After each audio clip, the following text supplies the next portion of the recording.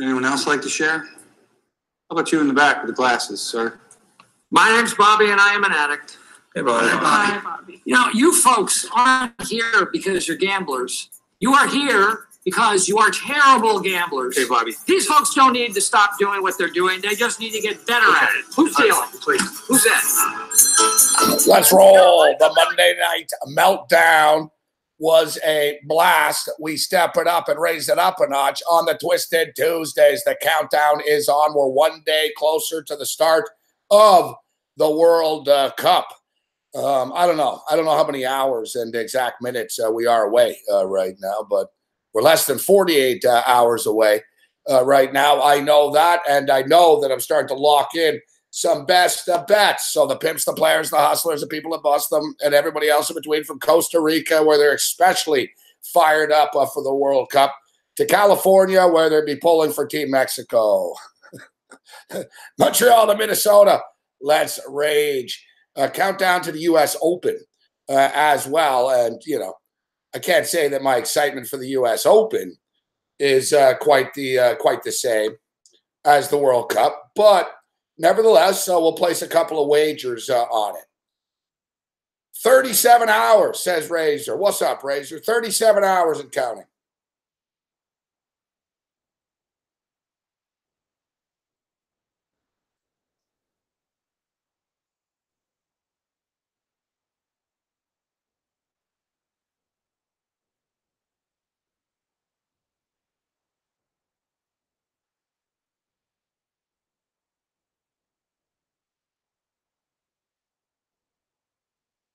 It begins in 1 day, 12 hours, 53 minutes, and 34 seconds. So 36 hours and 53 minutes. And Russia and Saudi Arabia will be playing. Now listen, Spenny Mac today.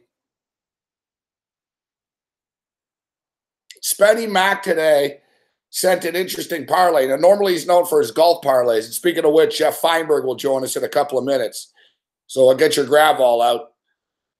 Jeff Feinberg's going to step up and join us in a couple of minutes. But Spenny Mac, who's known for his golf parlays, threw us a parlay today. And I thought I'd bet on everything. But I've never bet on will there be a throw-in in the first minute of a game before. And I was actually surprised to see the odds are kind of pick 'em for this. And will there be a throw-in in the first minute of the game? Now, Spenny Mac threw together the first four games, that there would be no throw-ins in the first four games in the first minute. So from 0 to 59.9, as long as there's not a throw-in. I don't really understand why, that's not like minus 200 instead of even money. What are the odds there's going to be a throw-in? In the first minute, but they set the odds the way they do for a reason now, don't they?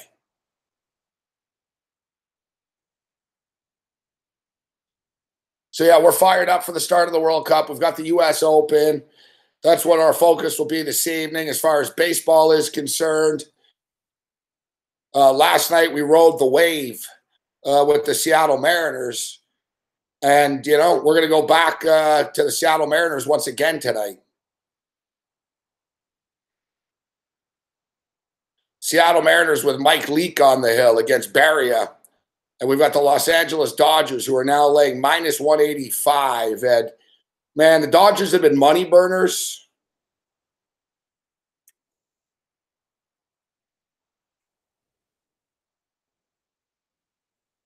We're talking about a dude that's pitching tonight that made his Major League Baseball debut last week, and it didn't go well for him. He gave up 4 runs in an inning type of thing. This Caleb Ferguson dude, this is his second opportunity right now. I think he'll be better. It's Bartolo Colon going for the Texas Rangers. And Bartolo Colon, this motherfucker is feast or famine, literally and figuratively. As Colon will either give up 4 home runs or he's going to throw a 3-hitter. Now, generally, as the season goes on, Colon starts to wear out. I mean, the guy's 45 years old, but he does have a bionic arm, literally and figuratively. So it's always a gamble with Cologne. Like, he's not nearly as bad as people make him out to be. Like, if you step up. Like last week, I bet against him and he pitched well. But the thing is, he also got a lot of run support, and he does seem to get run support quite often for one reason or another. But I think the LA Dodgers get to him tonight.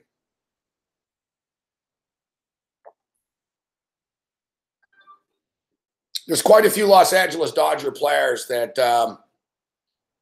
have a good track record against Bartolo Colon. In the other game, we're on the Seattle Mariners. So we got the Dodgers, both home teams.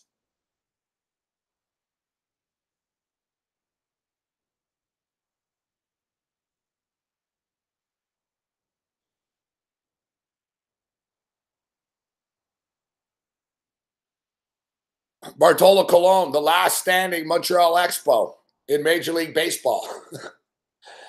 Every time Colon sort of retires, the story is always out there. And the last remaining player in Major League Baseball to play for the Montreal Expos has retired. It's like the Expos won't die. I'm telling you, Bartolo Colon's going to play until the Expos are back. And that'll be the single connection. Motherfucker, he might pitch for the Expos. He might end up pitching for the Expos before it's all said and done. 45 years old, Bartolo Colon. It's unbelievable.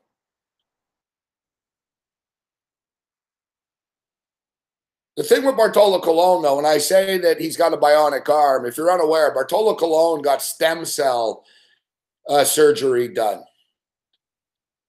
which is not, it's illegal in North America. It's illegal in North America, and it's against Major League Baseball rules. But the thing is, when he did it, nobody had ever done it before or even thought about it before, and Major League Baseball never put it in the rules before. Major League Baseball after Bartolo Colon, and there's one other dude that did it that I keep forgetting who it was, but one other guy did it right after Colon, and then Major League Baseball put an end to it and said, hey, you can't go to fucking the Dominican Republic in the offseason and get fucking stem surgery done. Now, it's an ethical situation, I guess, as to why, they don't approve this in North America. I'm not an expert on the subject.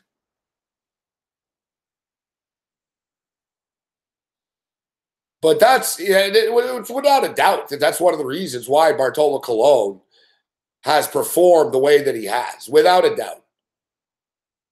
His arm got 5 years fucking of youth injected into it, essentially. It was very, very creative. If you look at him, you wouldn't think that he'd be that smart to figure out that, you know what? I don't see it anywhere in the rules that says I can't fucking get this fucking modern surgery done. You got to understand, right? In Costa Rica and the Dominican Republic, in Venezuela, etc., steroids are not illegal. And they're the level of what's accepted to do obviously isn't quite as high. So there's a lot more experimental surgeries that go on out there.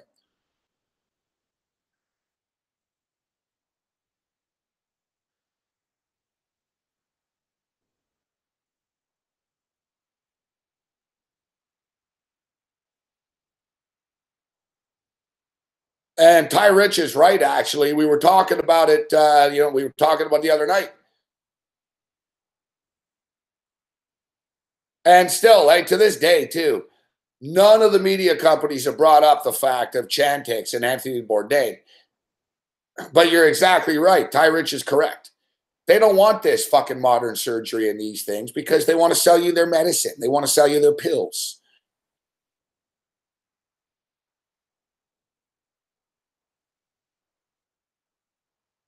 Overtime, 2 minutes, like a new Bangkok. Yeah, it's true. You want a surgery and shit, you just skip the line, you go there, and they'll even do things that doctors won't do here.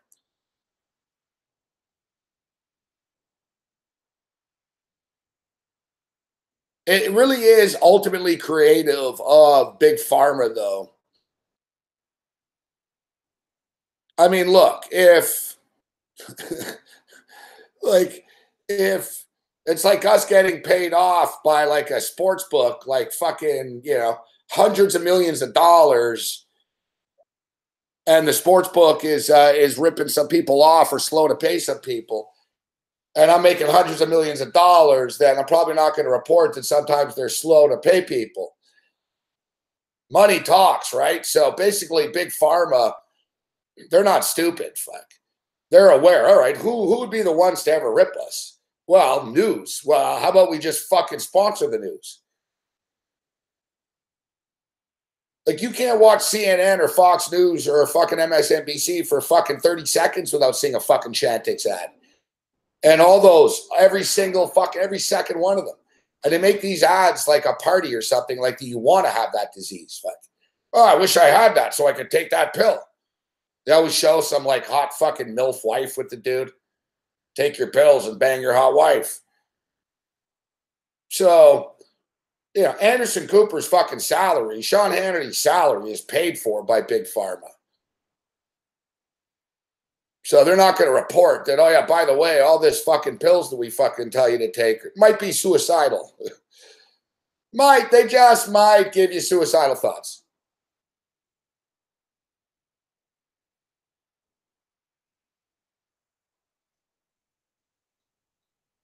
We've talked about it. We went through this last night already, but it seems to me that with all the side effects that these fucking pills have, you're better off with the original symptom.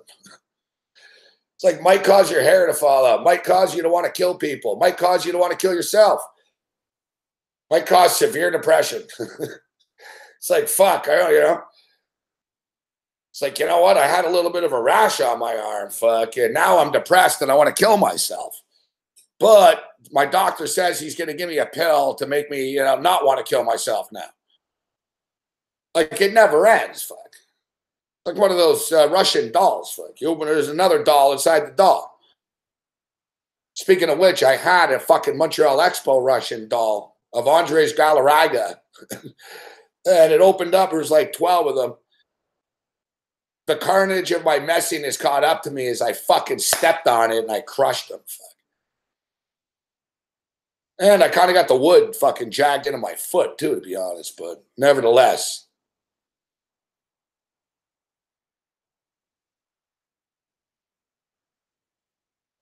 Yeah, we're telling you. Exactly. So look at Big Man here. Say, take an Adderall, stop it, and he feels better.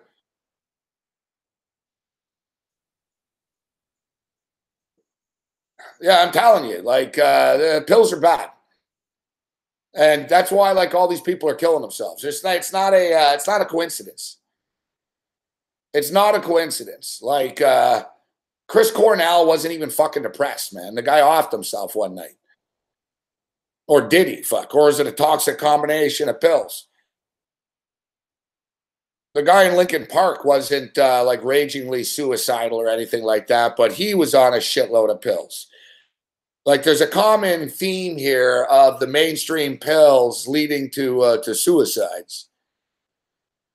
Now, obviously, these people are a little bit of imbalanced in the first place, but if you take a toxic cocktail combination of pills and then you're already sort of a reckless person, then, I'm not saying everyone's going to jump off a bridge, but a percentage will.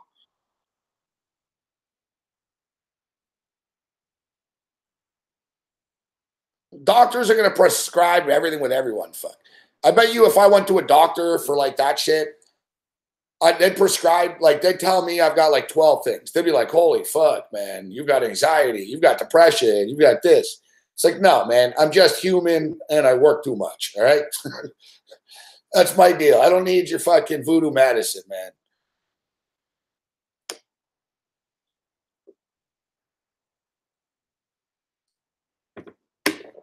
I don't need any voodoo medicine. I need a hot Colombian chick. Fuck.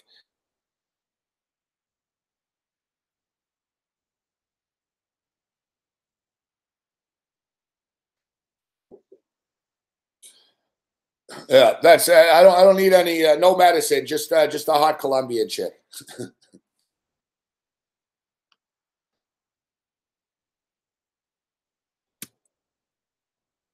Like, there's no problem in the mind that fucking more sex, more gambling, and more weed can't help. It's like, wow, I can't be depressed because I'm banging a hot Colombian chick and I keep on winning parlays.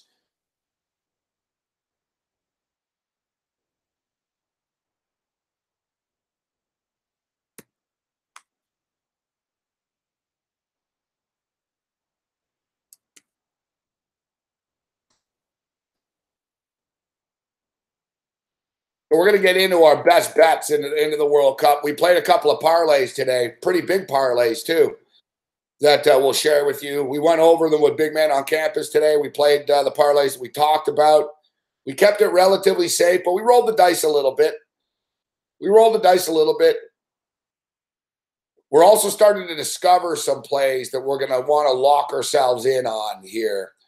And tomorrow night will be our last night to sort of say, all right, these are our futures. These are the best bets. Jump in. But we'll start to share them this evening as well. And we've talked about Uruguay a lot. And the more I look at that bet, the more I like Uruguay to win that group between Saudi Arabia, Egypt, and Russia. Those teams just are not on Uruguay's level. Like, Uruguay is going to motherfucking kill Saudi Arabia.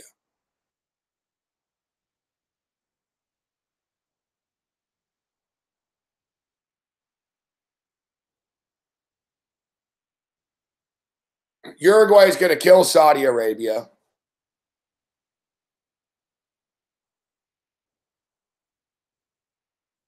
Morocco are okay, but they're not beating Uruguay. And Russia's not beating Uruguay. Russia might qualify.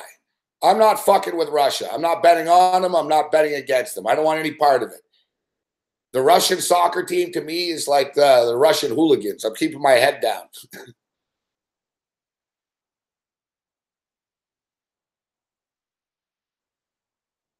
They're minus 138 to win the group. They're going to win the group. Like, don't forget, guys, so it's 3 games, but goal differential will count. There's no penalty kicks in this shit, so there's draws, right? But goal differential counts. Uruguay will be able to fucking rack it up on these teams. So there's really not like a major stress job. Like, even let's say Uruguay didn't play well one day and they tied someone and shit went really bad. They'd still win on goal differential for the most part. Like, Russia versus Saudi Arabia is going to be a fucking battle. You know, Egypt versus Saudi Arabia, Egypt versus Russia. They're all battles. Uruguay is like better than each one of them. They're just going to rack up more points than those other 3 teams. And at minus 138, I think it's a rock solid bet. The Uruguayans, you have to understand, they were the second best team in the South American group, behind only Brazil.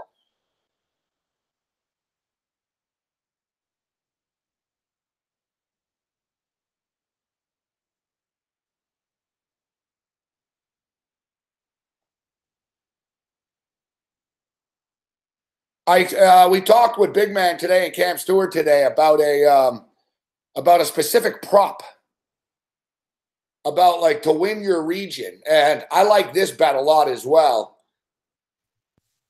It's basically who's going to finish with more points in the tournament: Mexico, Costa Rica, or Panama.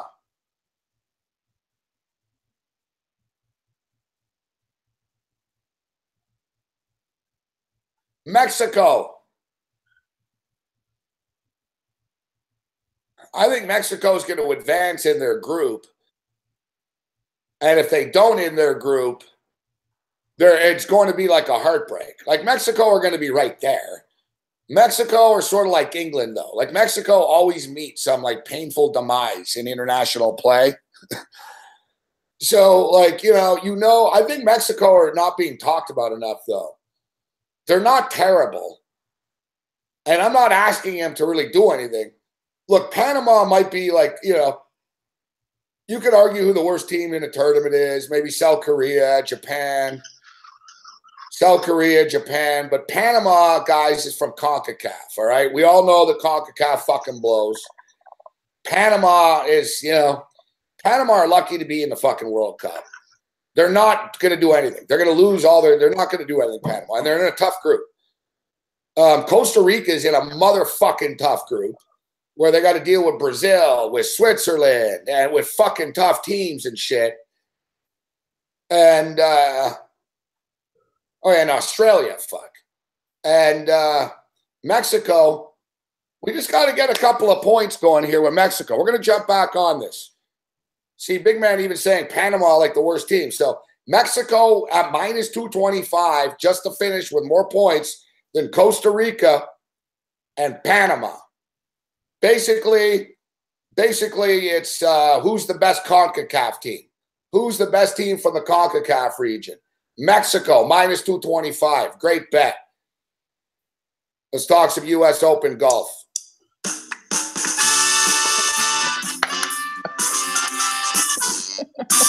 Live from Studio 55, the Sports Rage Band. This Twisted Tuesday. The World Cup countdown continues. The U.S. Open, CFL. Kim Jong-un, Donald Trump. The Sports Rage Band.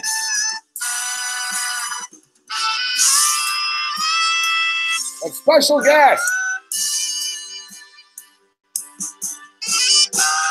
Jeff Feinberg, everybody. Jeff Feinberg. Jeff Feinberg, everybody. What's up, Feinberg? How you doing? I'm doing well, Dave. Yeah, you sort of alluded to it there. It is quite the sports week. I'm not, I'm not going to be betting soccer. I put it this way: I'm not a soccer guy. Euro Cup, World Cup. I almost don't miss a minute if I can. I know the schedule is sort of right in the middle of the day. It's a little different for me this time around, but I love it. I love it so much. I get so into the event, and once everyone's played a game, I almost feel like an expert. Yeah, it's one of those things. It's sort of like the casual fan around the Masters. Yeah. There's or horse racing, with the Triple Crowns. And it's funny, too, because in the capper world, I saw the cappers talking about that suddenly, guys that never talk about soccer and shit are going to be, like, selling picks and, like, telling people, this is the fucking Yeah, exactly. I see it with the UFC now. It's like, man, this guy never talked about the UFC for the last fucking 15 years, and now he's selling picks for the UFC. Like, man, all right. But, no, it's one of those events, man. And, what soccer at its heart, that's what makes it so popular around the world. There's nothing complicated about it. You know what I mean? Everybody's played it. It's like, there's no language to it. There's no, interpretation, man. Soccer is soccer. You can take people from a fucking dictatorship, people from a fucking island, you know what I mean? People all around the world know the sport of soccer, and it's just very simple. Kick the ball in the fucking net. And, you find yourself cheering for different countries and stuff. And look, here in Toronto, too, as you know, it's a great city to be in for the World Cup, with all the cultural diversity here. Soccer's a popular sport here. No, it absolutely is, and it's caught on even more, and I'm excited for Thursday. And to be honest, I was let down. I looked at the schedule. I mean, Thursday is the first day of the U.S. Open. I'll be busy, but because I guess the opening ceremonies, there's just one game, I guess a nightcap. Starting Friday, there's 3 a day. So I'm excited for Thursday, but it almost feels like it's just like going to the strip club. It's just a little tease. Yeah, and there's 4 on there's 4 on Saturday and Sunday on the weekends, then 3 during the weekdays. Yeah, they do it with it's the opening ceremonies, like you said. So they open it up, and then the host nation plays the first game. So, Russia gets to take center stage against Saudi Arabia, 11 o'clock Thursday morning. And then we're into it. I'll tell you, there's some good spots that we see for betting purposes. We'll be posting the picks. But, Jeff, really futures are the way to go here. The future parlays and, who's going to advance from the groups and who's not going to advance from the groups. That's the way to attack this. Yeah, very similar to sort of to make the cut, not to make the cut. But, dude, we talk about the NBA being anticlimactic. In the last 37 years, only 10 teams have won an NBA title, okay? In the World Cup, how many teams do you think have won a World Cup in history of the World Cup? 5, 7. Yeah, it's a good guess. 8. Yeah, I mean, just off the top of my it's head, the yeah. same fucking teams all the time. Like, Yeah. it just is. It's Germany, Brazil, Argentina, France, Spain. It just is. Fuck. It's the same fucking teams. And it's amazing. Like, there really is no parity. I will go over the stats a little bit later, guys. It is crazy about how the same teams have won. The same teams have won the World Cup over and over, essentially, just sort of in little different chunks. All right, Jeff. So I'd like to see on Thursday morning, if you walked in, it'd be great. I'd love to film it. This would be like, if we had a good TV crew and shit, like we'll send you in to like a Russian cafe. We'll go into like the Russian bar here in Toronto, the Russian area. Send you in and sit down and ask them to put on the U.S. Open on TV. Like, all excited, walk in with your golf gear and shit.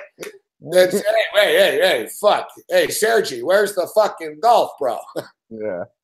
No, no. I've lived in this city my whole life. I know how it rolls, and it's actually really exciting to go out in the spots and actually watch the games. I've done it before. I'm probably not this weekend, but yeah, I'll do it again. The neighborhood I'm in, there really is no like local flavor or any sort of team, really. I mean, unless there's a fucking country of assholes that they want to cheer for. Like there's no, you know what I mean? Like I'm not in little Portugal, or I'm pretty close to Portugal. If I went for a little walk, I'll be in Portuguese zone, actually, to be honest with you. But as a whole, if you notice, Toronto pretty much is Team Portugal, Jeff. Like that's if you have to label one team that represents the city of Toronto, you'll see more Portuguese shit than anything else. Portuguese and Italy for sure. Yeah, but Italy's not in this year, in this time. Yeah. Oh, sorry. Yeah, speaking of just who's in, then yeah, Portugal. Because even when the Greeks get involved, the city goes nuts too. But yeah, Portugal for sure. All right. So let's jump into the U.S. Open right now.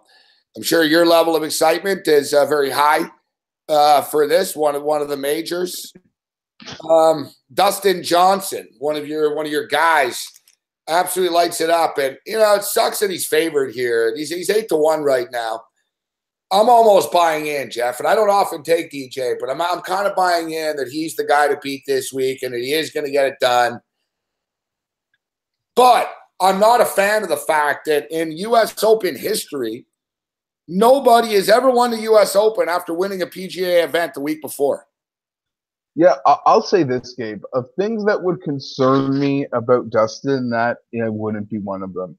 I feel like that's a really nitpicky stat. I feel like in the modern era, most of these guys wouldn't even play the week before to even quantify it. I'll say this. He is the guy to beat. You put if I needed to pick one winner, even though I'm not betting him, it would be Dustin. I think it's comical though, Gabe, when you consider he went off at a jobber event on an easy course last week at 7-1, and now he's 8-1 to win the U.S. Open against this field on this course. That being said, you could argue he deserves the number. His irons look like they're dialed in. Dustin Johnson, historically, Gabe, he doesn't putt well for just 1 week.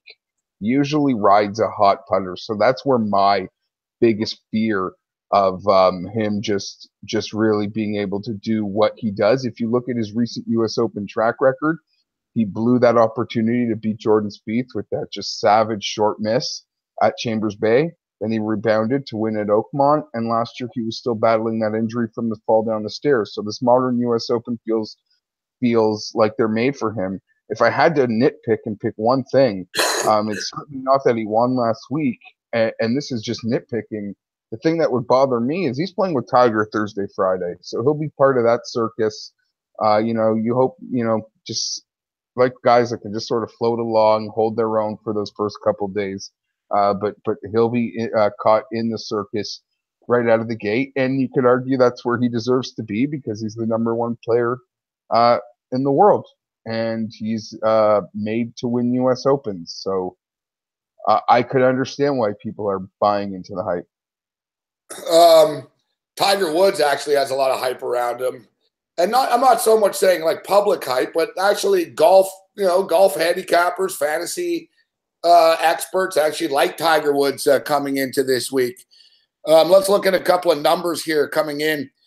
Something that struck me just how deep and how many guys that are going to be confident coming into this. 17% of the field have won a major before. 27 players in this fucking tournament. 27 guys have won a major championship before. That's a lot of ego and a lot of confidence. That's a lot of guys out there that think they can win. But as far as consistency is concerned, like Shinnecock, there's only a few guys that have actually played there before, or at least all 3 times, over the years. Here it is. Golfers who competed the last 3 U.S. Opens at Shinnecock. Kenny Perry, Ernie Els, Steve Stricker, Phil Mickelson, and Tiger Woods. But the guys that sort of keep up coming up, it's the same names here as far as consistency at U.S. Opens is Ricky Fowler, Jason Day, Brooks Koepka, and Jason Duffner. Those first few names don't surprise me. I am a Fowler fanboy. I will fly that flag again this week, Gabe. I believe that time has to be on the precipice of it. 5 U.S. Opens, he's got an average finish of 5.7 in U.S. Open. Yeah. Incredible. We saw how he played Sunday at Augusta. He didn't wilt. He tried to give Patrick Reed everything he could. He didn't wilt when we heard the roars of Jordan Spieth making that charge. There's not a lot of actual rounds at Shinnecock, but to all my accounts, Ricky's been preparing well. Jason Day, he should. I'm not picking him, but I would be tempted to. His high ball flight could work really well here, bringing the balls in nice and soft to these greens that'll be hard to hold. That doesn't shock me one bit. Brooks Koepka, he dominated a U.S. Open last year, so that sounds just about right, Gabe. And I'd say this. I mean, the elite player that I'm also really looking at. I guess price wise, he's a bit of a poor version of Dustin Johnson. You're getting up more than double the price. You hope he can keep his composure, but it's made for long hitters, good scramblers, good putters, and I'm staring at Jon Rahm all week, Gabe. Now, one of my favorite golf guys is Dan Daly. Remember my boy Dan Daly? Yeah, of course. Yeah, is he on Rahm Boy or what's he rocking? Yeah, I see he's got a great line. He goes, if you ever bet on Bubba Watson to win a U.S. Open, you either really don't like money, you don't understand anything about golf or gambling or life in general.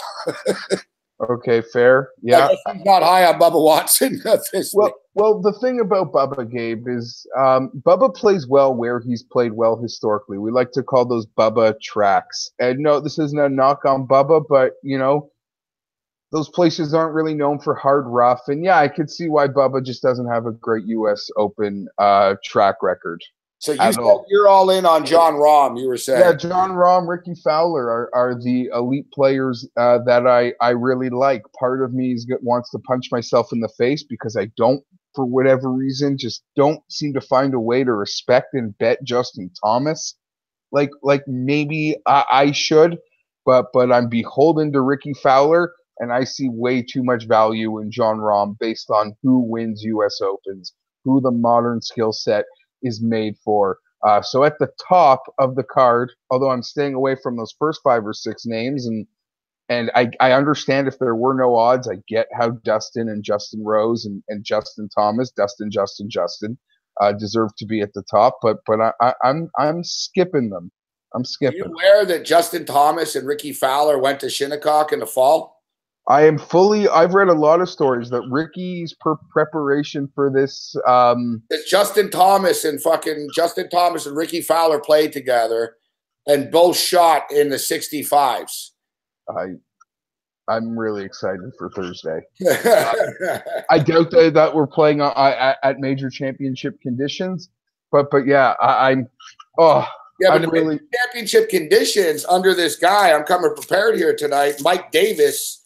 who runs the United States Golf Association, seems like he's not as sadistic on the players as older guys used to be in the U.S. Open. As in the U.S. Open's first 110 years, 4 players only reached 10 under par or better. In 7 years since Mike Davis has been in charge of the layout, 11 players have reached 10 or under. Is this that suddenly all the players are better, or is it the U.S. Open courses aren't as hard anymore? And case in point, why'd the motherfucker make the fairways 15 yards wider this week? Oh, the fairways are plenty difficult, and I will give you this: Mike Davis. I mean, they went to Chambers Bay. We had, I think, a 500 Jordan Spieth victory. People will argue last year at Erin Hills things got a little out of control, as Brooks Koepka, I believe, had a 16 under or 14 under. So they've been under par the past few years. Something to note: those were also newer venues, Gabe. But I part of me just believes there's almost nothing they can do. The modern athlete, like your Dustin Johnsons, your John Rahms, your Justin Thomases, that can hit the ball so far, in combination with the modern athlete, in combination with modern golf technology, it seems like there's not a layout that they can't handle. Yeah, I can't disagree with that thought as well. Okay, so let's blast through some other guys. So you like Ricky Fowler and John Rahm, 2 guys you seem to get very excited about here when I bring up. Yeah, no, picking from anyone flirting in that 20 and under range is where I start my card. I even last week got a little fancy and juiced them up. I thought the Capitals and Warriors offered some real good opportunities in those games, so I got some juicy parlay numbers with those guys. But even sitting in that 20, 22 range, I do like them. All right, we're going to get to my guy right now. We'll see what you think about him. I don't know if he's going to win, but he's going to be right in the motherfucking mix. And I think one of these weeks he is going to win one of these tournaments. And I'm talking about Fleetwood Mac. Yeah, no, he's Fleetwood in the 50-1 range. He's on the card, Gabe. One of my favorite picks, and I know your boy Justin Ray. You love the Justin Ray stats. I'm wondering if you saw what Justin put out today, Gabe. I want to bring it up because it was so on the money. And you're speaking of Tommy Fleetwood. Average age of the last 7 U.S. Open winners. Oh, yeah, 27, you said, huh? 26.9. Average world ranking of the last 7 U.S. Open winners. 12.1. Well, Tommy Fleetwood's ranked 12th in the world, and he's 27 years old. Wow. That seems to that fits like a glove. That fits like a glove. So, yeah, I love Tommy. He's shown up on golf courses all over the world, Gabe, that he's never played before, and he's played really well. He's a Race to Dubai winner. He's got the pedigree. If I had to nitpick, he's never won in America before. So this would be his first win off the European Tour to be a U.S. Open. That's a big win. But we've seen that happen before with many Europeans over. So I'm shocked one bit. I believe Graham McDowell did the exact same thing. So I'm not worried about any of that. If it gets windy, I trust Tommy. At the 40-50-1, to me, pound for pound is the best bet someone could make this week. And it seems like you agree. Yeah, and it's also seemed to me to be pretty attractive to grab a top 20 finish here, a top 10 with Tommy Fleetwood as well. I see top 10 here. Where the hell's top 20, for fuck's sakes? Top 10, top 5, top 10. There we go, top 20. Fucking motherfucker. Plus 175, Tommy Fleetwood.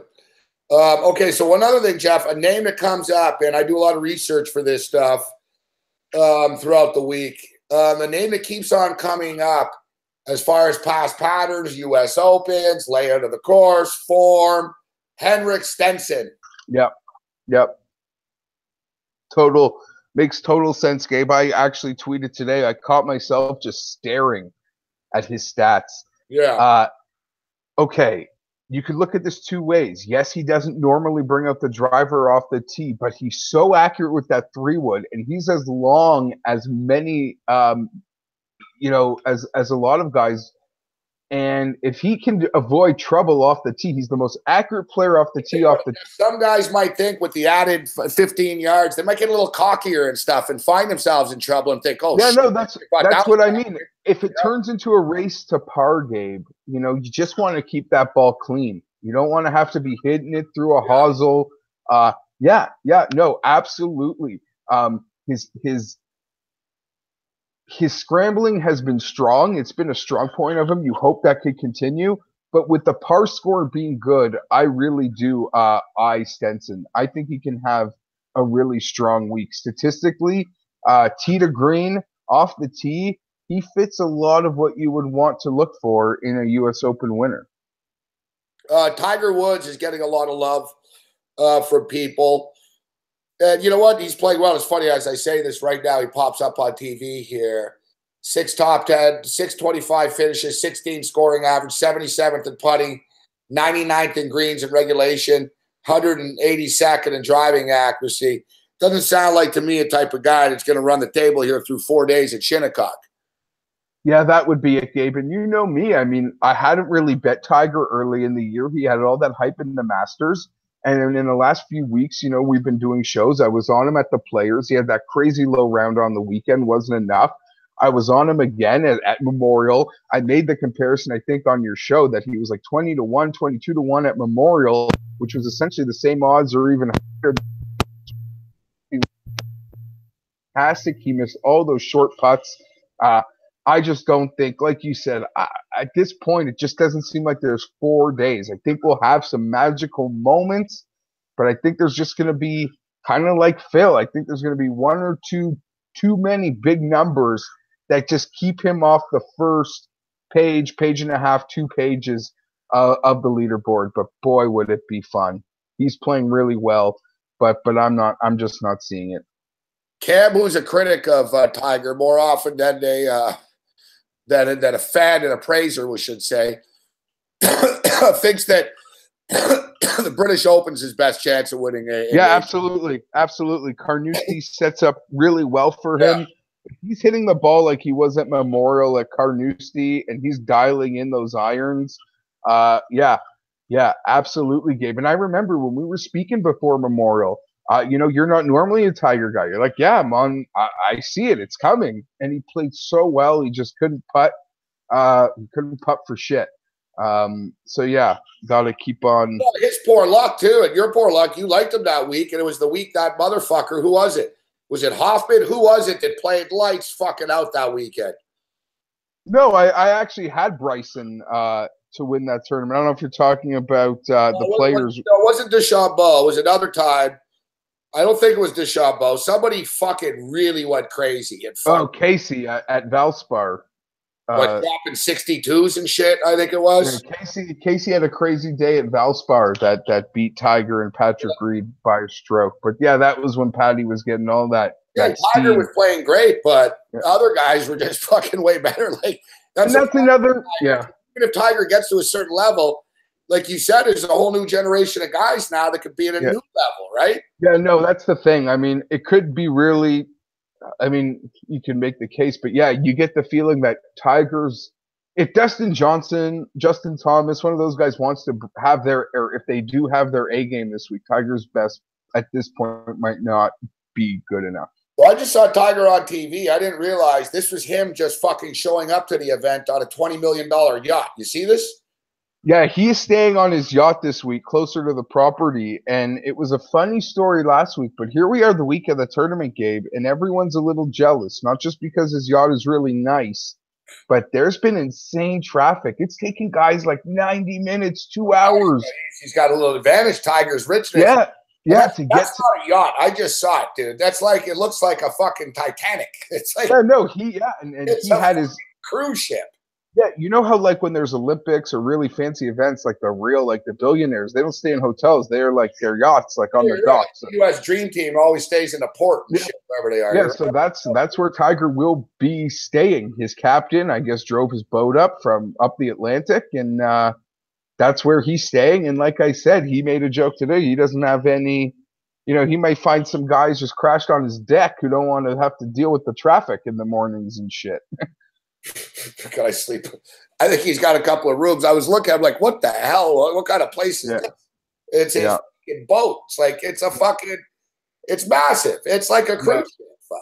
Yeah, it is. Yeah, it is a world-class yacht. Tigers rocking. All right, a guy we didn't bring up here is Justin Rose.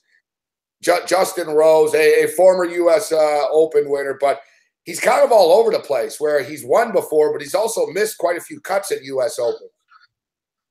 Justin Rose has been playing very well since Christmas. He finally got that win at Fort Worth.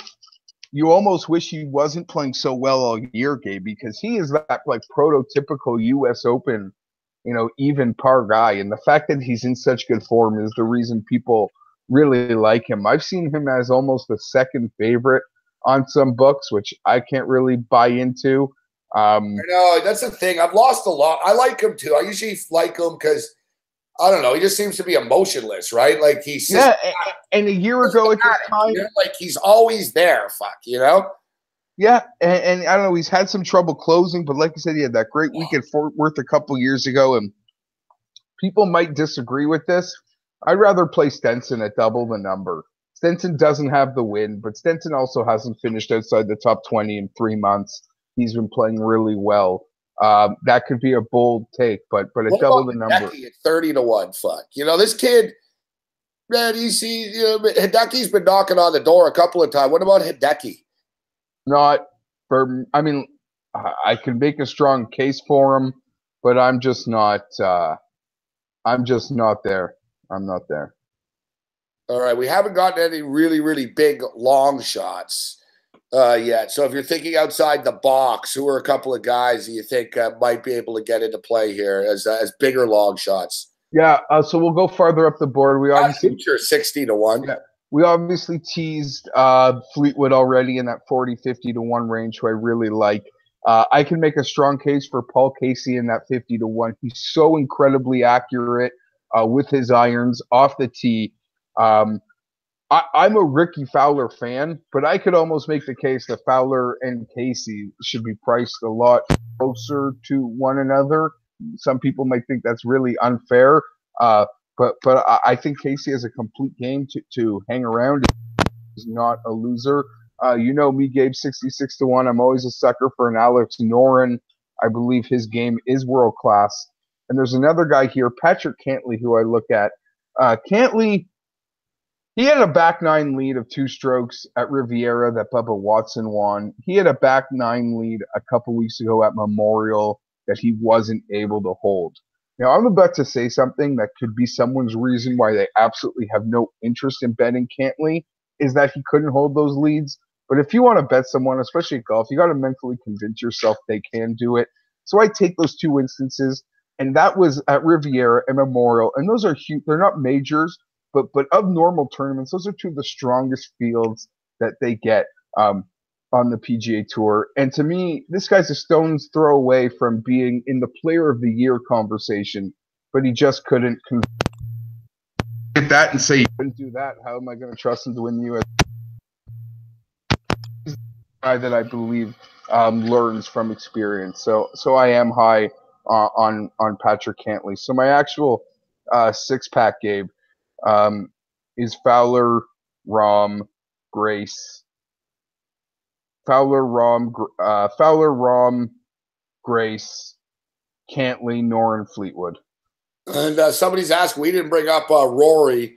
I'm done with Rory. Well, he's played really, really well. He just hasn't been able to finish. The thing about Rory is if he steamrolls this sucker, you're not surprised. If he shoots an 80, you're not surprised. He kind of like Dustin. I mean, U.S. Opens are built for his ability to just hit that ball so far and plot and make it happen from there. He's had some really close finishes. He won at API right before the Masters. He went off late at the Masters. He went off late at the BMW in Europe. He's just not being able to convert the wins, and I think he's getting frustrated. I'm not betting him, but I'm not looking to pick on him either. All right. So wrap it up with your conclusion here, because people are asking. You guys keep throwing different golfers out there. Somebody's asking who the hell the top European is going to be. It's tough when the field is so big. Like. Yeah, the field's so big, and some of those are different. Some of those are top overall European. Some of those are just continental European, which doesn't include England and some other places. Just staying at home, Gabe. I think Mackenzie Hughes 4-1 to be top Canadian might be a good bet. He's only got to beat Hadwin in the hockey ref.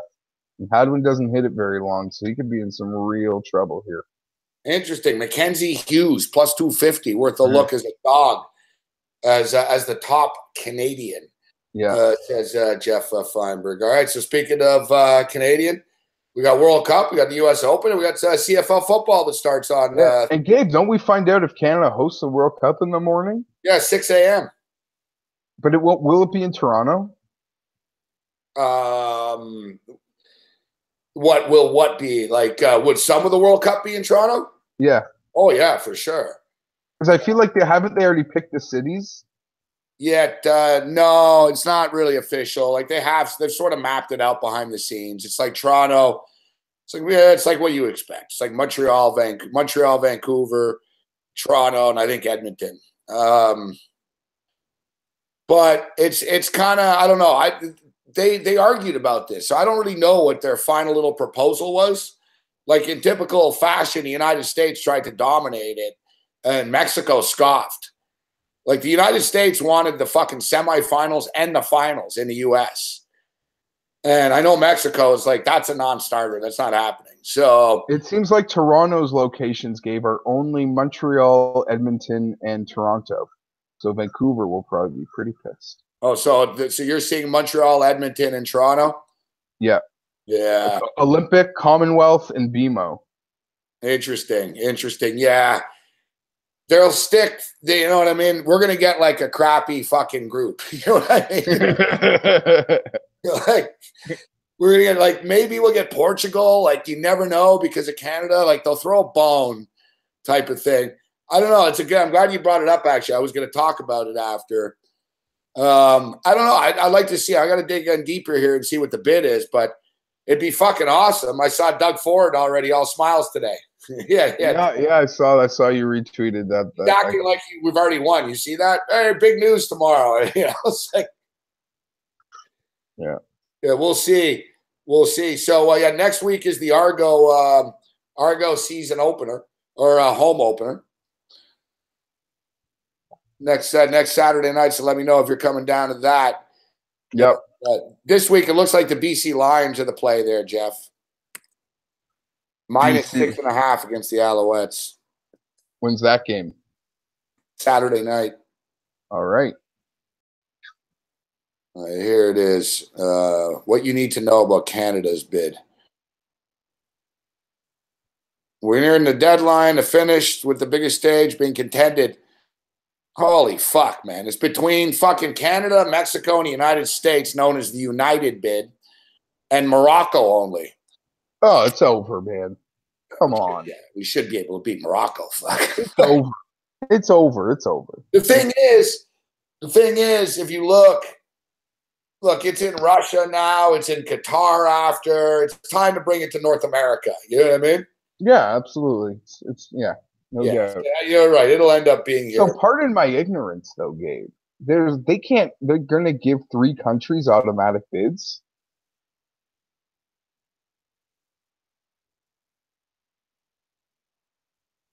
You know what?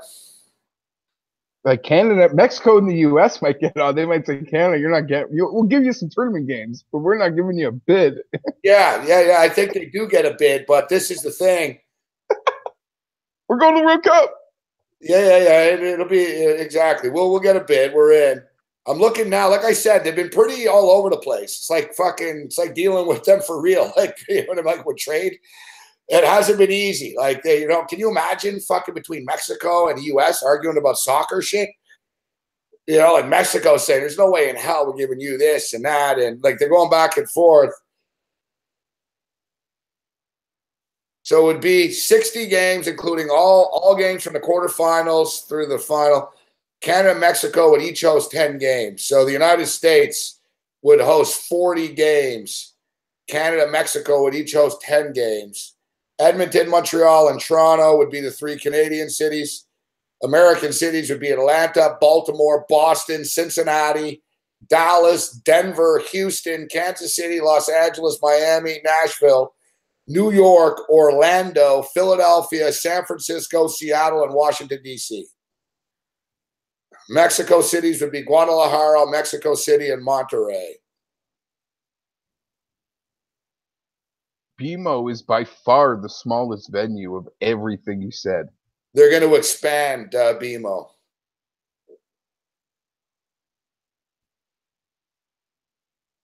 Very cool. I'm excited. Yeah, you know what? Seth Blatter, who's the big dickhead guy. Yep. He's anti-Canada, Mexico bid. He says, co-hosting World Cup 2026. FIFA's already rejected co-host bids in the past. Morocco is a logical host. It's time for Africa. FIFA World Cup, says Sepp Blatter. Yeah, no bias there. And unfortunately, this is where it comes in here that Donald Trump being president doesn't help. No. From an international standpoint, because but Gabe, he'll be out of office by then. Even if he won another term, he's passed a Muslim ban and shit, right? So, dude, there's 7 fucking teams that are Muslim countries in the World Cup this year. It's this is where you get the big, the different geopolitical sides of this. You're right, he won't be there anymore. But who's to say fucking Mike Pence won't be? You know what I mean? Yeah. Who's to say that policy won't be?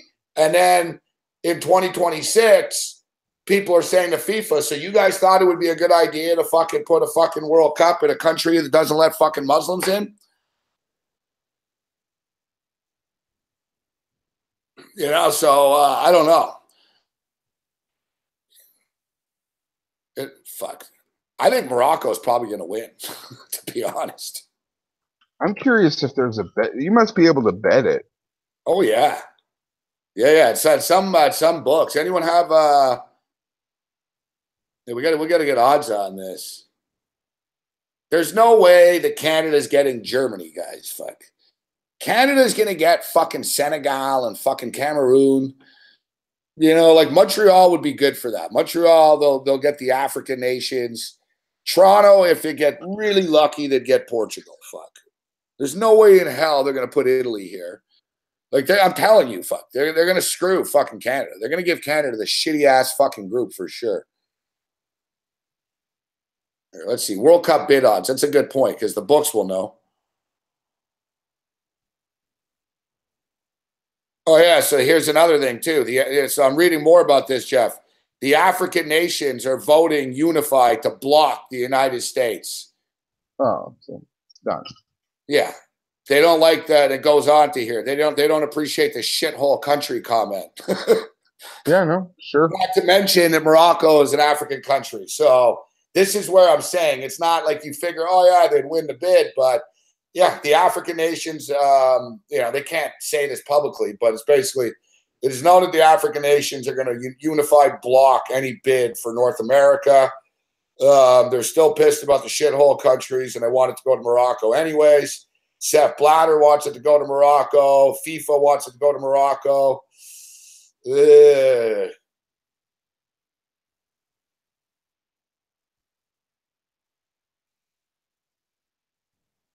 Mm-hmm. Get this, the FIFA algorithm technical committee said that the United bid received a 4-star rating out of 5. Morocco 2.7. The FIFA technical committee that studies like the infrastructures and sort of potential whatever, they look at the reality of this. They state that Morocco will be high risk. It'll be high risk, the stadiums, accommodation, transportation, etc. So in other words, it'll be a fucking shit show in Morocco, but that's what you expect. And it's what you almost want. No part of the United bid was was flagged as high risk at all.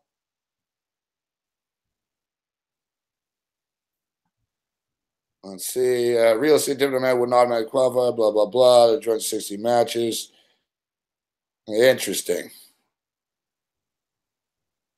Interesting. All right, Jeff. So, hey, great stuff as always. Yep. You see that story about the fucking Carlson dude on the Senators and Mike Hoffman?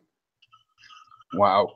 Yeah, I don't give that franchise to Quebec already. It's a good point. It just fucking Like, close. holy fuck. Just fucking move that team to Quebec. Like, holy shit. I know that's an unfair comment and that might bother some, Ottawa, but I know it's unfair to put on a girlfriend to be a deciding factor there, but holy shit. What a horrible year it's just been for everything to do there. I got to say that Erik Karlsson's girlfriend is fucking smoking, though. Yeah, as you'd expect. It's the first thing I was like, holy shit. Oh, really? I was like, holy fuck, this chick. Hoffman's chick doesn't look too bad either, but she actually looks crazy. I see a picture of her here right now. But we'll get into this after. All right, great stuff, Jeff. As always, I appreciate your time and look forward to starting to talk football around the corner. We'll have CFL football up and running, and before you know it, NFL football will be here. Awesome. Later, Gabe. Thanks for the time, Jeff. All right, Jeff Feinberg, everybody.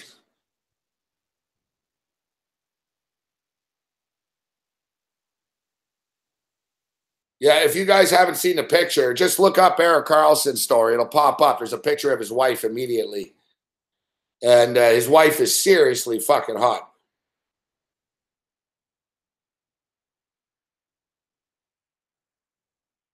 But this is very much in the vein of the Brian Colangelo stuff. And this is the era that we live in. And we talk about it all the time. We have nut jobs in our chat that are pretending to be other people and stuff like that. I expect this stuff. And these stories, like the Brian Colangelo story, and now this story coming out of Ottawa with the Senators, is just really a byproduct of, the internet age, and we're in 2018, etc. Like Frank Costanza said, it's like that movie with the chick from the bus about the internet. So Melinda Karlsson, who is the wife of Erik Karlsson, the stud defenseman on the Ottawa Senators. Melinda Karlsson has filed a restraining order. It's a protective order, but whatever. In Canada, it's called a order of protection against a longtime girlfriend of Ottawa Senators forward Mike Hoffman, alleging a campaign of harassment that has plagued the Karlssons after the death of their infant son.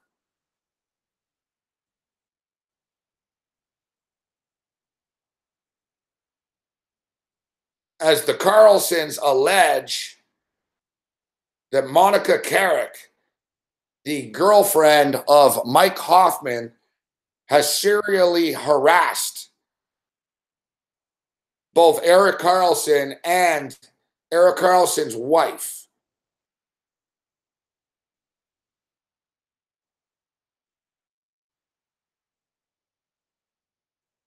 In late November, the Karlssons announced on social media they were expecting their first child, a son. The son died in birth.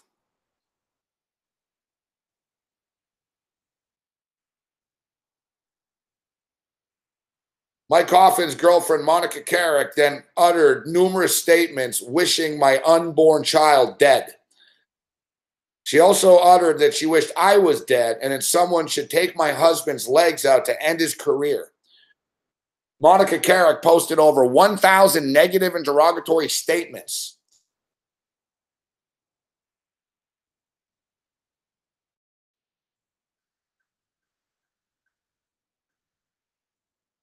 So they're alleging that this chick, who's the girlfriend of a fucking teammate, Mike Hoffman's a good player too.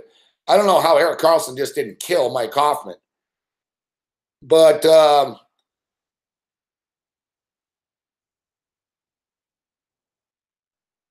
on a message board in March, Erik Karlsson posted comments thanking people for their condolences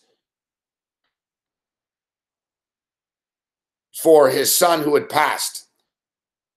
Somebody in the comments section accused his wife of popping painkiller medications during her pregnancy.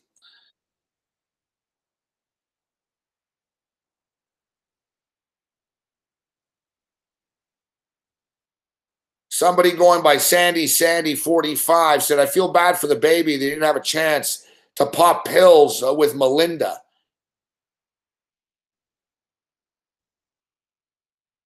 Eric Carlson then went on the internet and actually responded, how dare you?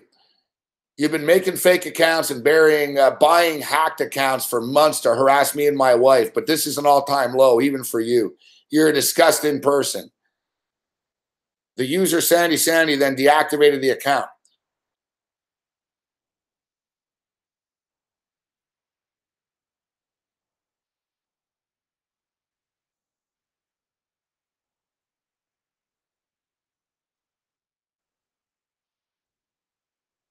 Investigations have been going on with Ottawa police, IP addresses, whatever the case is being made.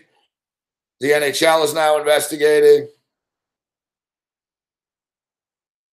Mike Hoffman says, I can't talk about this, but I'd say there's a 150% chance that we're not involved in this. Well, I don't know, because Andrew Hammond's wife, the former goaltender of the Ottawa Senators, just went on Twitter and said that this doesn't surprise her. Whatever that means. She said, I'm totally not surprised by this. Hoffman has been one of the Senators' more consistent goal scorers. Over the last 4 seasons, he's led the Ottawa Senators in goals. So what's the rivalry between, like Hoffman's jealous and shit that Carlson gets all the love there?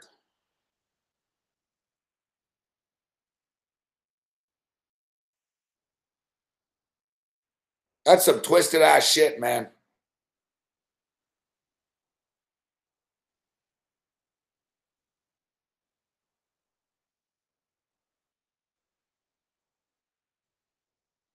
It's going to be a problem now, a big problem. Nobody's going to want Mike Hoffman on their team. Like, this is going to become like essentially, unless you leave this chick. Yeah, it seems like you're in on this, to be honest. And now he's engaged to this woman, Mike Hoffman. So he's digging in. I don't know. I sincerely highly doubt that fucking the Carlsons are making this up, and that the Ottawa police would have granted this if there wasn't already an investigation going on, etc.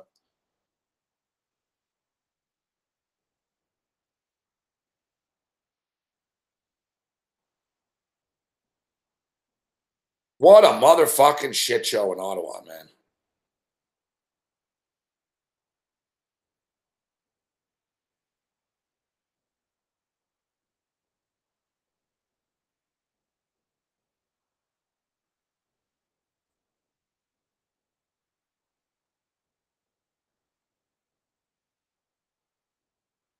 Well, Hoffman, you're going to end up with your crazy girlfriend and out of the National Hockey League, essentially. Like I stated, like very few, who's going to want this guy on the team? Like nobody's going to want him on the team.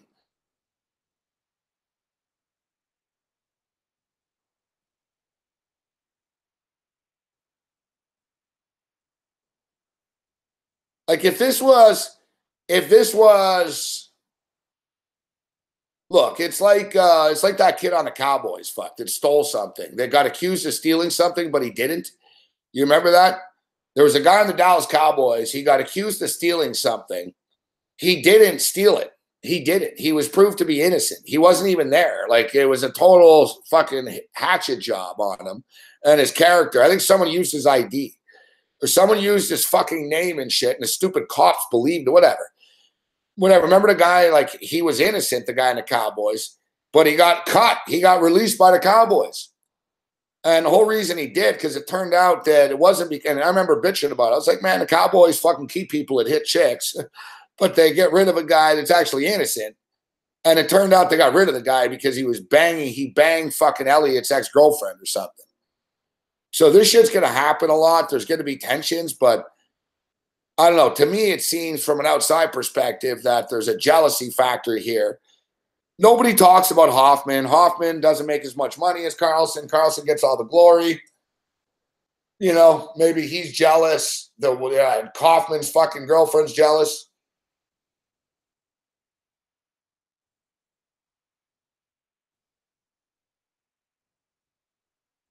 But this is the modern era, man, that we're in right now. People don't realize that people can track down where shit comes from. Like Jerry Colangelo, thought, oh, I could just deny this without thinking that, you know what? They can hire a fucking tech company to fucking pinpoint where these fucking tweets came from. And that's what happened. They did.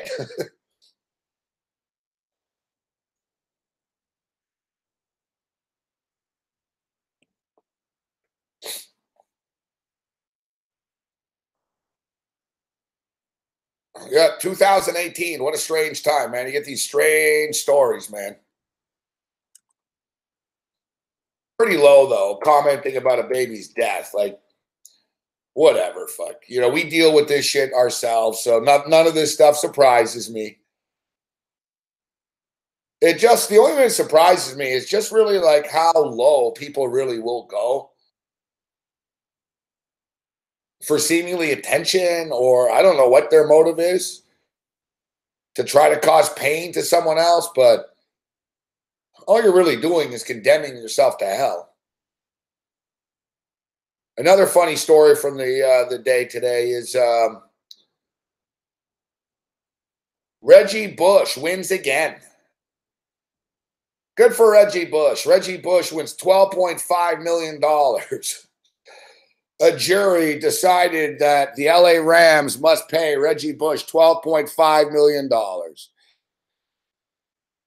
Now, I don't know how this works because they're the St. Louis Rams when it happened, right? And it happened in that stadium. So I can understand that there would be a lot of bitching behind the scenes here as to even the LA Rams saying, fuck us. It's not that fucking happened in St. Louis in this fucking stadium, but it's the same owner. So that's the way they tried to get rid of it. And they tried to convolute it by making no one really responsible for this. But if you remember the play, basically,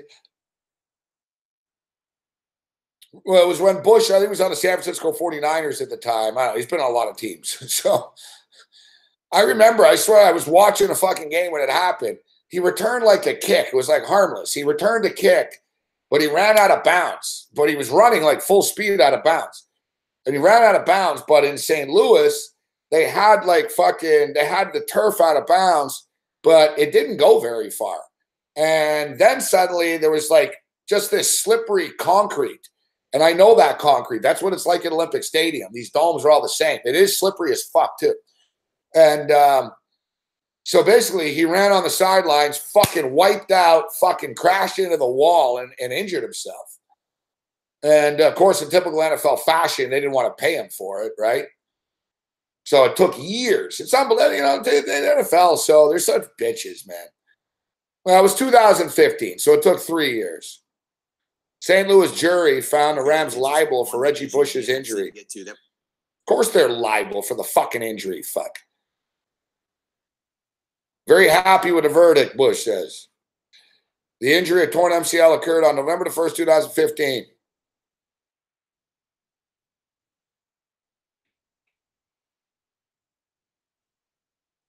He actually was kind of screwed up after this, too. After the injury, he would go on to sign a 1-year incentive-based contract with the Buffalo Bills, but he finished with 87 yards from scrimmage. He never played in the NFL again. Bush claimed the injury undermined his chances to get a more lucrative contract the following season and hurt the rest of his playing career. The Rams argued that Bush's injuries resulted from pre-existing issues. Pre-existing issues? It's on video, you fucking motherfuckers. That's the thing with the NFL, right? They're just so oh, wow, rah, rah. People love football, so, If I was on the jury, this would have taken like fucking 10 seconds. I would have been fucking give him the money. Like, the only, Reggie Bush isn't broke, you know what I mean? But he did get screwed. There's no disputing it. It's fucking ridiculous. It's Bush League. It's like in college, man. These fucking kids get screwed. I remember that kid in West Virginia. Fucking kid on West Virginia made this fucking crazy catch. Or the kid on Marshall, sorry. Kid on Marshall made a fucking catch. And he ran into the end zone, and he fucking ran into a John Deere tractor. Typical Marshall. You got a fucking John Deere in the fucking end zone. And I remember after, like, the school wasn't liable for some reason. They were trying to, like, pawn it off that they weren't liable on it. It's like, you're damn right you're fucking liable on this. It's like, yes, an athlete, a football player, assumes the liability of injury, without a doubt. And if Reggie Bush would have ran out of bounds and got tackled and fallen down, and there was a penalty on the play and he would have got tackled out of bounds, then there's no lawsuit against anybody. The problem is Reggie Bush wasn't touched by anybody. Reggie Bush ran out of bounds, skidded on your fucking concrete that never should have been there. It was reckless.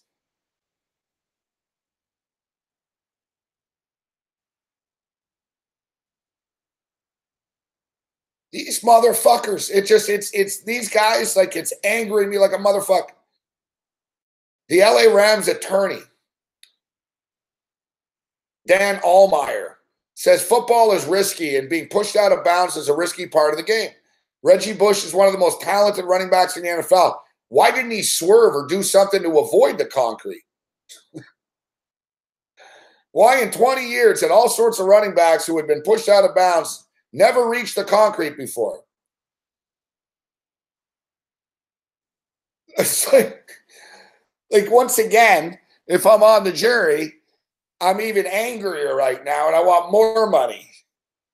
This is the classic blame the victim. Why didn't he swerve to avoid the concrete? No, that's not the point. Why is there concrete there?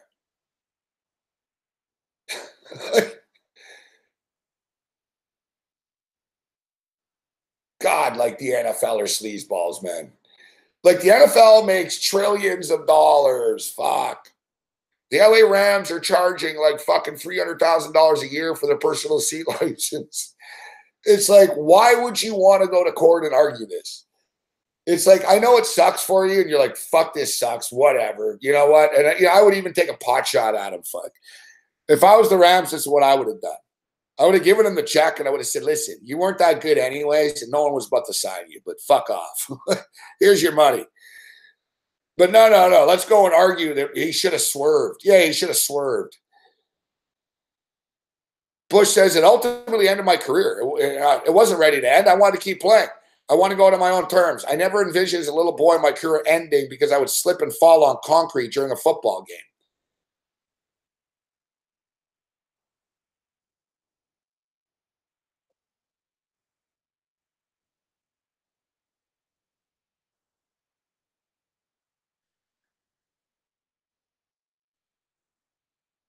Now, I'm glad that he got the money out of them. Why didn't he swerve? What do you mean, what? And the thing is, look at the video of it. Look at the video of this. What do you mean, why did he swerve? Look at the video. There was no, like, he's fucking running fast as fuck. That's why. He runs out of bounds fast as fuck. He tries to slow down. Right as he gets to the concrete, he tries to slow down and he fucking skids, man, into the fucking wall. You see his knee get all fucked up right away. Like, why would the NFL not, like, why would you think that nothing would ever happen there? And then you argue it after the fact. It reminds me of Notre Dame. You remember when Notre Dame, remember when the kid fucking unfortunately died? They had the kid up on the scaffold thing, the crane, sort of the scaffold. When you see the guys on TV, the cameraman, the scaffolding sort of thing on the practice. So the guy was filming the practice, the kid, at a Notre Dame practice. And it was really windy. And I guess they fucking told, they told Kelly before, listen, it's really windy and shit. We shouldn't send this kid up here. And like it was so windy, the thing was wobbly and shit. So lo and behold, the kid goes up there. The kid dies. Right? The kid dies. You figured Notre Dame would be apologetic about this. Fuck. No. They went to court. They went to court. And because they're Notre Dame, of course, they got away with it. And Brian Kelly got away with it. He's lucky he wasn't charged with like reckless harm and fucking manslaughter. And they got away with it. And then the Indiana State fucking worker fucking commission, the government state worker board fined Notre Dame $89,000 for killing someone. $89,000. Notre Dame appealed. Notre Dame appealed the $89,000 because, you know, $89,000 might affect, I don't know, I guess the fucking priest fund, fucking legal fund for molesting children. But I don't know. I guess, you know, Notre Dame needs that extra $89,000 to put an extra coat of fucking gold on their helmet. Fuck. Like why would you want to argue this if you're Notre Dame? You killed the kid, fuck. And you're gonna argue that you appealed the $89,000. Like it was like it's amazing. It's amazing. Like how these big corporations and entities, sports entities, like they just crush people, sometimes kill them, and then after, like, accept no responsibility for it. And then so get this.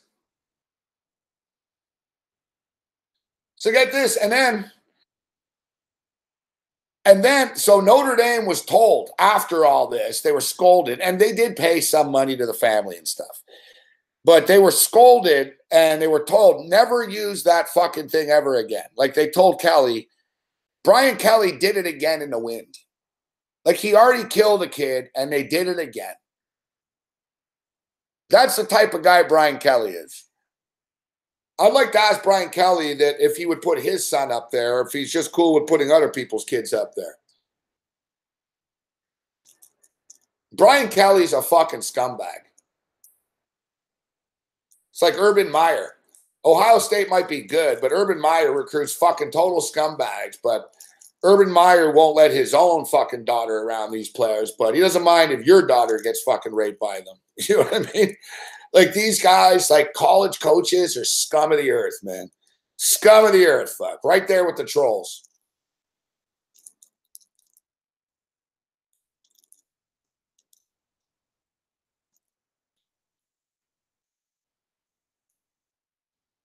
Yeah, you don't come on your show, but I heard you block Bill on to behave with some chatters. Could you reconsider, man? No, and how about the fact that you even bring this up, Teddy B, makes me just want to boot you out. So, you know what? I've always thought, why not live on the edge and do what you want to do? Bye-bye.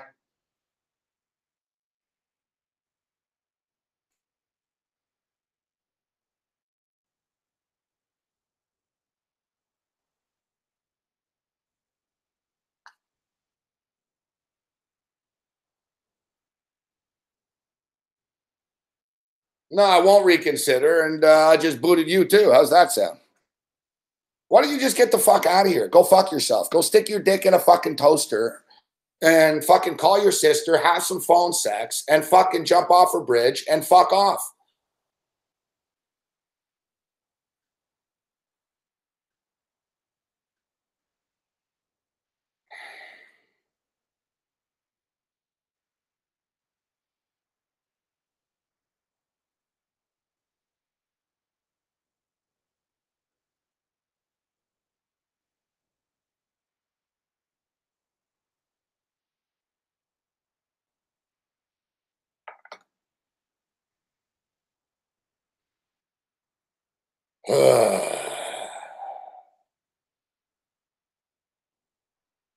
Listen, I don't I sit here and mind my own business, but when dickheads come in here, we're gonna boot them out of here. They're gone. You're gone.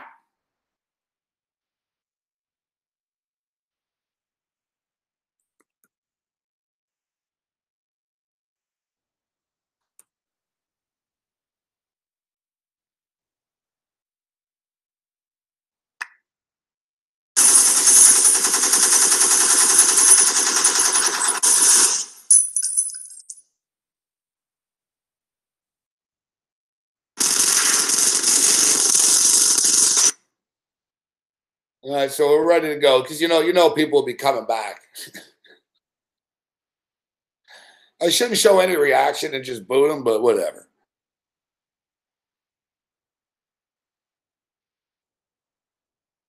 I actually do look forward though to booting somebody specifically, but we're gonna wait and let it happen organically.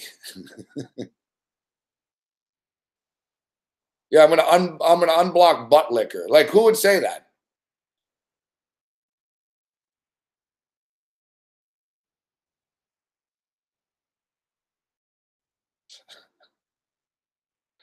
Yeah, Cam today asking for money for a golf. You hear me? I'm like, no, there's no golf. You should have seen a look. He was like, give me this look like he's upset. It's like, what? No. I'm like, no, no. I was like, absolutely not. I was like, can we just put $100 on a golf parlay? I was like, no, we can't, Cam. No, we can't.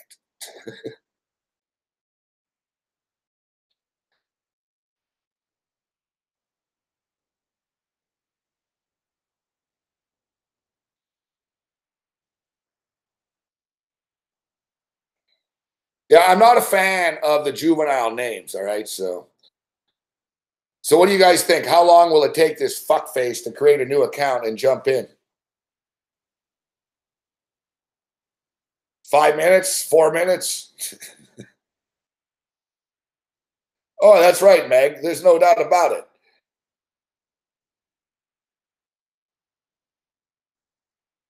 I'll fucking I guarantee you now. Like that's how it works.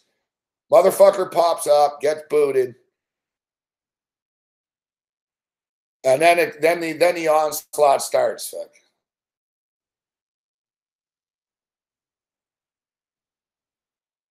Hey, listen, I swear to God, fuck. This Eric Carlson story, I read it for a reason.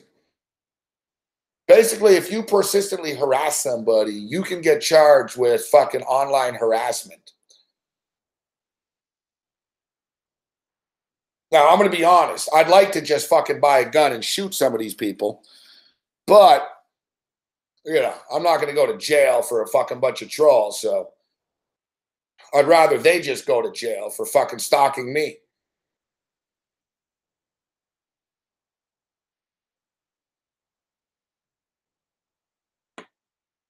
You can't shoot someone for fucking trolling.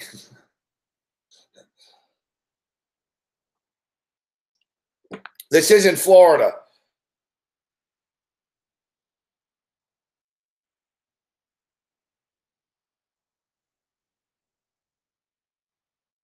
This isn't Florida. That's what I'm saying. 60,000 times.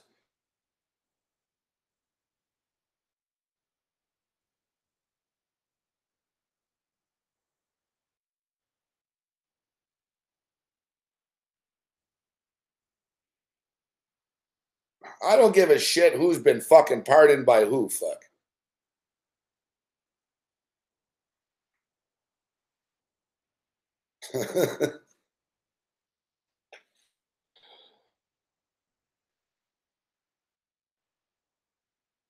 All right, so I'm glad that Reggie Bush got the $12.5 million.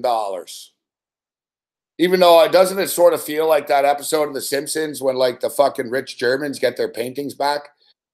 Well, I guess the rightful owners, they deserve more than we do. He throws it in the trunk.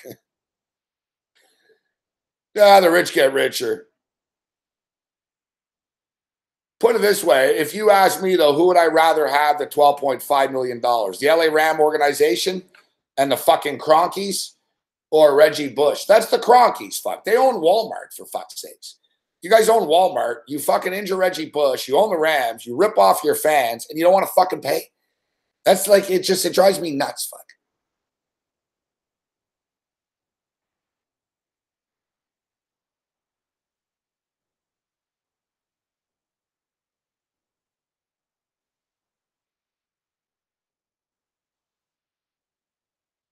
So, yeah, good for Reggie Bush. All right, so listen, we're going to take a break.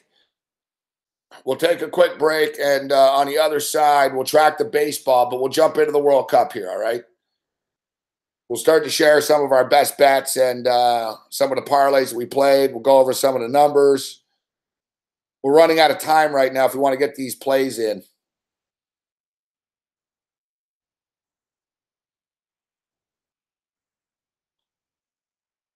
Well, you know what they say about Spanos? Fuck, you can't spell piece of shit without Spanos.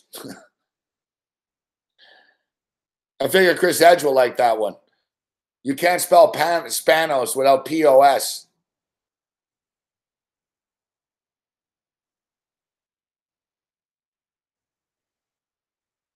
The WNBA is done for the night, Reggie. We went 1-1 in the WNBA.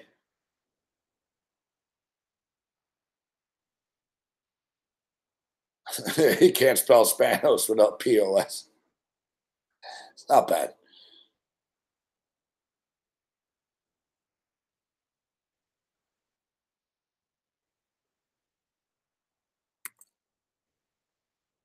I think we went 1-1. What happened? Holy shit. We ended up losing the game. Unbelievable.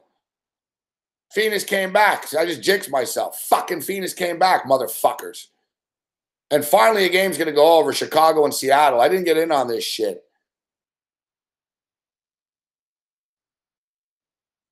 No, I was off to a torrid start in the NBA, but it's starting to catch up to me a bit, to be honest. Dodgers are up 7-2. We thought that Bartolo Colon would get teed off on tonight.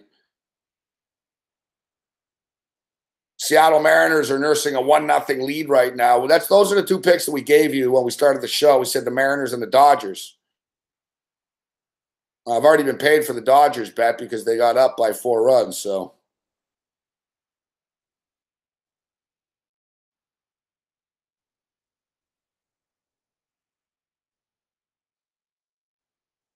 Oh, we're on the Houston Astros. Astros are up 6-2. Our baseball picks have been solid. Fuck the WNBA. Our baseball picks have been rock solid. And we expect our World Cup plays to be rock solid as well. We'll share some of the parlays we put in today. We played a $500 parlay today that pays $516 parlay, pays $1,000 back. We played another parlay for $200 that pays $1,466.66 back. And we will share those parlays with you on the other side.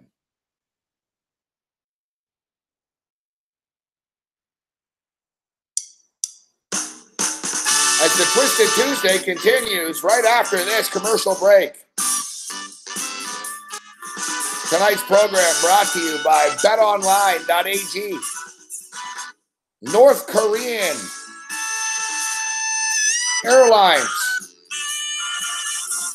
Book your trip to Pyongyang.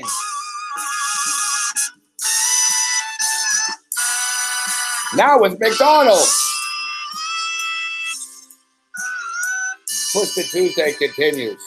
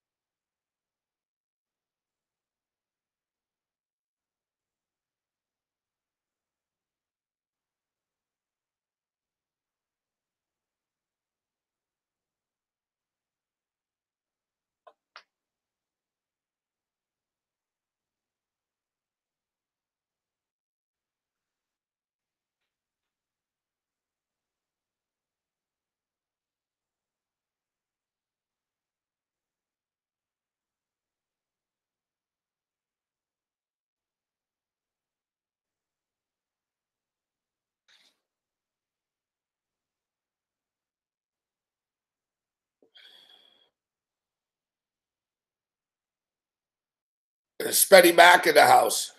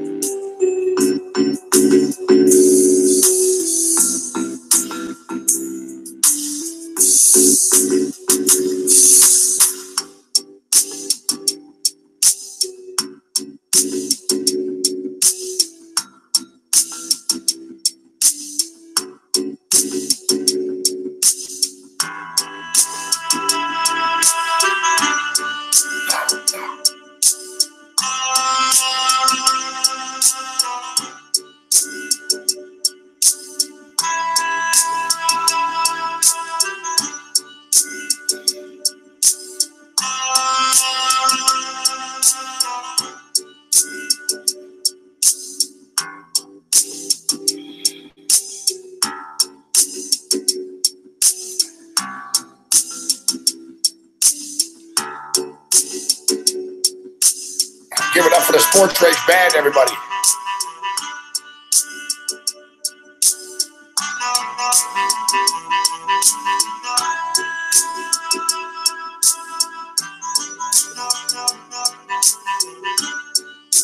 The Twisted Tuesday brought to you by iTunes, SportsbookReview.com, and Burger King.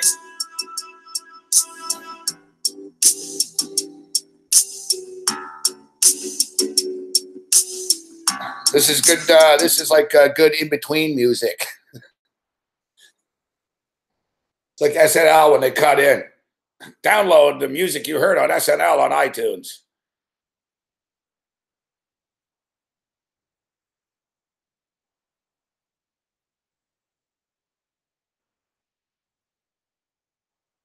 All right, so the countdown to the World Cup is on right now. I guess we could jump in on fucking this game does piss me off because I was going to jump in on this, but I got scared off by the fucking high total.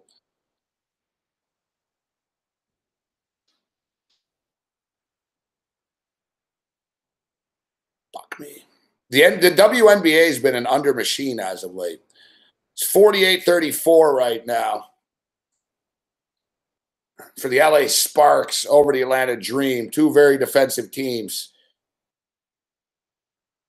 I don't want to force anything there. Baseball, motherfuckers. The Angels just tied it. Mike Trout just hit a home run. 8-2 for the Dodgers right now. Dodgers are rolling. It's only in the fourth inning as well. And Monterey and Tijuana are playing in baseball right now in the Mexican League. Got a bunch of Mexican basketball. Nothing's jumping off the page at me. I'm trying to bet less stupid stuff, to be honest with you, and just more bigger bets and bit more futures, bigger bets. Let's jump into the World Cup. Let's jump into the World Cup. All right, we'll share the parlay that we played earlier today. We put $500 on this parlay.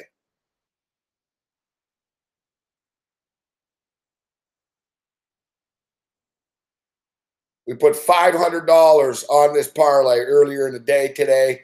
Me, Cam Stewart, and Big Man on Campus were going through each group, and we were looking for what we thought to be pretty considerably safe bets.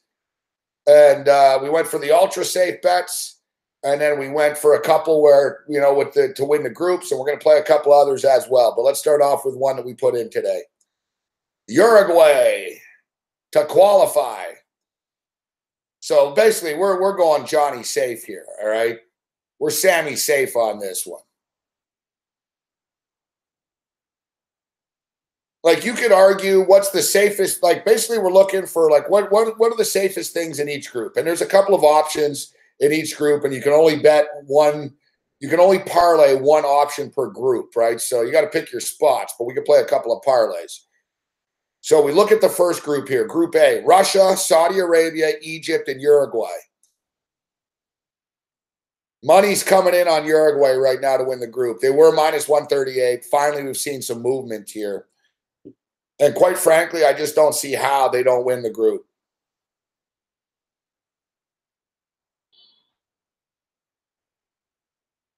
In fact, we just put $300 on Uruguay to win the group right now before the line moves anymore. This is why we need to get these bets in now. Like, we got to stop fucking around here. All right, so Group A, Russia, the host nation. They're no good. But they're the host nation. Crazy shit can happen. And Saudi Arabia might be the worst team in the fucking tournament. All right, like there's, you know, the FIFA rankings don't mean shit, but you know, in any power ranking, Saudi Arabia is going to be at the bottom. Like they're, you know, I'm not saying per fact they're the worst team in the tournament, but they probably are. They're not advancing. That's like, you know, that's like probably the safest fucking thing here. But we took Europe because listen, Saudi Arabia not to advance is minus 1,200. And we'll put this in a parlay as well. But we're going to share the parlay we played and we'll put another one together right now. Saudi Arabia is not advancing. We know Uruguay is advancing. Russia, and Big Man brought up a good point today. Russia aren't very good, but you look at the group that they're in, and a good point brought up by Big Man was about Ramadan. Ramadan only ends like tomorrow night or something like that. Like Ramadan is coming to an end. So, and it's quite a coincidence that you have two Islamic countries basically playing in the same group with Russia. You know, two teams that basically their players haven't fucking eaten in the last month. Fuck. Now, you can eat.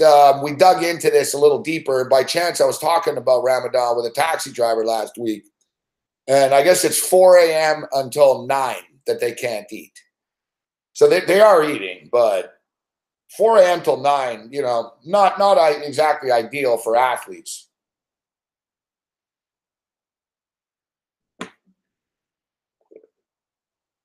It's not a very good group, you know? Like Russia aren't good, but it's in Russia. And, you know, I don't know. A lot of people believe that Putin fixes everything. Saudi Arabia are fucking terrible. And Egypt aren't terrible, but they're not very good. I mean, they've got one great fucking player. So essentially, Uruguay's going to win this group. Uruguay can fucking score. Uruguay finished second in the South American fucking group, man. I mean, we're talking about, you know, like Brazil, Argentina, fucking Colombia. Like these motherfuckers went through a gauntlet and shit and looked pretty damn good doing it. They're a dangerous side. The computer, the algorithm likes them. The problem is Uruguay run into fucking trouble in the 16, in the quarterfinals. But they're going to cruise through this group. They're going to win the group. But we went safe. We're going safe here. And it was, will Uruguay qualify? Yes, minus 600, which leads us into Group B. Portugal, Spain, Morocco, and Iran. I mean, this would be monster upsets, fuck. Monster upsets. Monster upsets if Portugal and Spain didn't advance here. But how do you want to approach this? How we approach this on this parlay is we put Iran will not qualify. Iran will not qualify at minus 900. So we got Uruguay to qualify at minus 600. Iran, I'm looking to win here. I'm not looking to be Johnny upset. And, you know, hear me out and you'll hear what the parlay pays at the end and what it is. So Uruguay, I think you can all feel pretty comfortable. Uruguay is going to advance.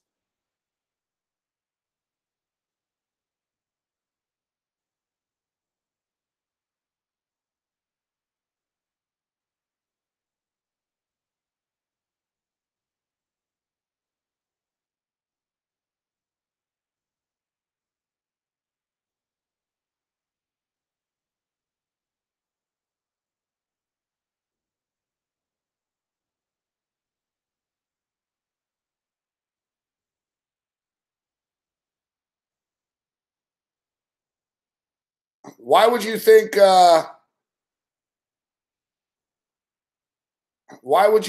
that Teddy B is Teddy Covers?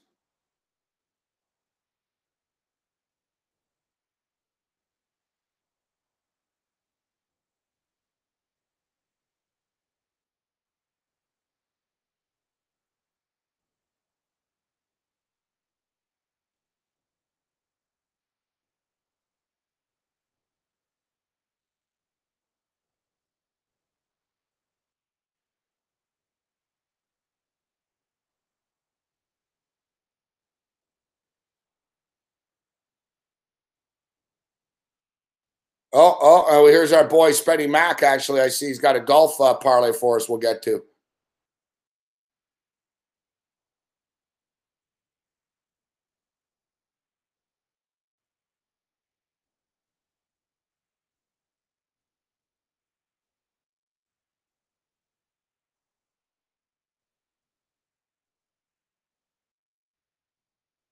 Why? Because somebody said something that you believe them? Come on, Alan Action. Yeah, no shit. Spenny Mac is like one, come on. Like Drew and Spenny Mac are the only two people that are like, really?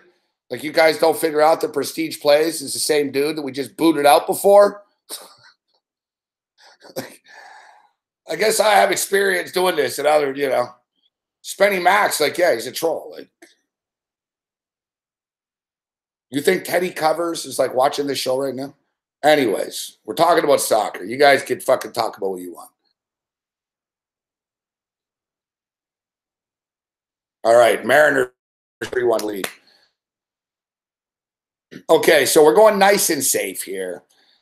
Listen, Spain are a world-class side that have a chance of winning. I don't think they're going to win it all, but it wouldn't be insane if they did. Portugal are a sleeper. Portugal, I think, they never get the credit or the respect they deserve, really, I think. They've worried me a bit in qualifications, but they're in an easy group. And they're also in a group with two teams in which their players have been fasting. Morocco and Iran. But this will really have an effect maybe on the first games, And Portugal and Spain play each other right away. Morocco and Iran play each other. So it kind of nullifies it out. But basically, Portugal and Spain are ultra world class. Iran are not. Morocco would have to catch lightning in a bottle and hope the lightning struck Cristiano Ronaldo, and somehow Portugal fell apart, and it's not happening. Like, there's no way in hell Iran qualifies. So that's the bet that we went with. Iran not to qualify. The next one is France to qualify. France, Australia, Peru, and Denmark. We can get into the other teams as far as who's going to get in and who doesn't here. And to me, there's no sure thing. Like, Denmark could get in. Denmark might not get in. Peru could get in. They might not get in. Australia are the fucking long shot of the division, of the group. But Australia aren't terrible. Crazier things have happened. And it's not like Denmark couldn't choke or Peru couldn't choke. So I really don't see any other, like, stone cold lock in this group. I mean, you could argue maybe Australia at -600 not to qualify, but I don't love it. We went with France to qualify. It's not sexy, but we went with France to qualify. Now, we got another parlay with a couple of these teams to win the groups as well, but we went with France to qualify.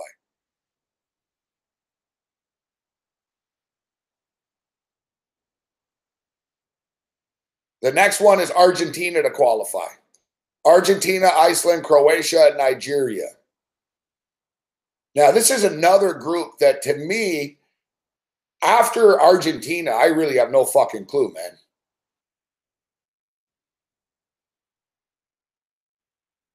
Like, this is a group to me that after Argentina, Croatia should advance, but Croatia have been known to underachieve before. Nigeria are good, but African nations don't do well in the World Cup generally. Iceland are motherfucking overmatched, but they have the willpower of fucking Icelandic Viking fucking warriors, these guys.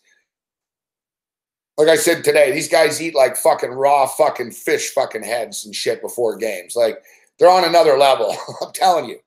Like, I don't know. Like to me, I'm amazed that people like don't recall what Iceland did in the Euro and shit. They're a pain in the ass to play against, man. They're fucking jacked. Like it's another level of willpower that these guys have. So quite frankly, I don't fucking know after Argentina here. Argentina is going to win this group. But to qualify is what we did on the nice safe parlay here. So Argentina to qualify. After that, it's a crapshoot. All right. Then we got into, will Brazil qualify? Obviously, Brazil are going to qualify. It's Brazil, Switzerland, Costa Rica, and Serbia. It's a tough group. It's actually a pretty tough group, but it's not a tough group for Brazil. It's a tough group for everybody else that has to deal with this because everyone loses to Brazil, and then it's a battle when they play each other. And that's the thing. Like Switzerland, Costa Rica, Serbia, they're generally pretty evenly matched. Switzerland are better than people realize, I think. Serbia are pretty good. I mean, you look, Brazil are minus 1,600 to qualify. Serbia are plus 120. Switzerland are plus 100. So essentially the sportsbook believes that it comes down to Serbia and Switzerland.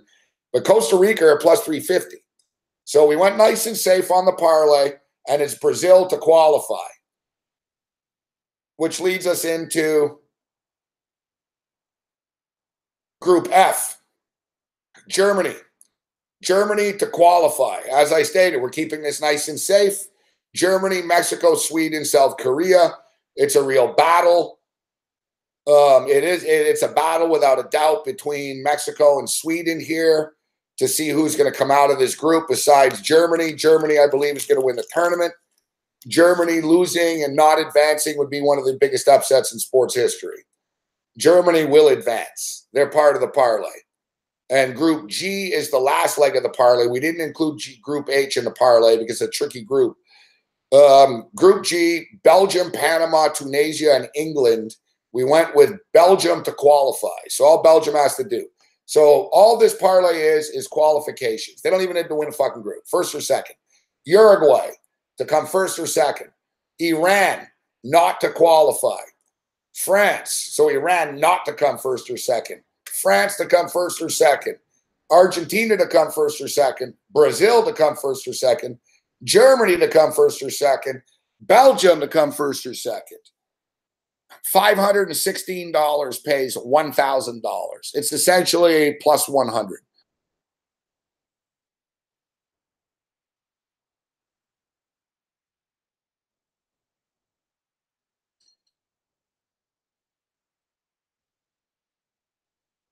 No, I didn't forget Spain and Portugal.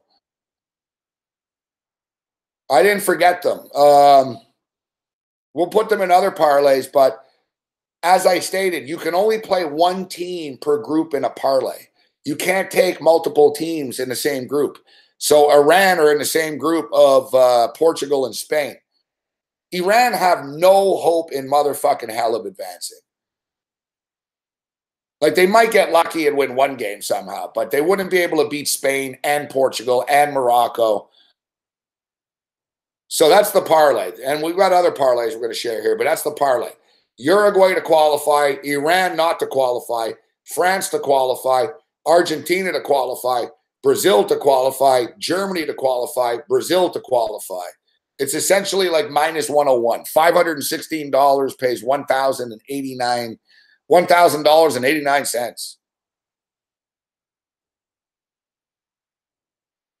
Yeah, You Wager's a legit book, Mr. Deadman.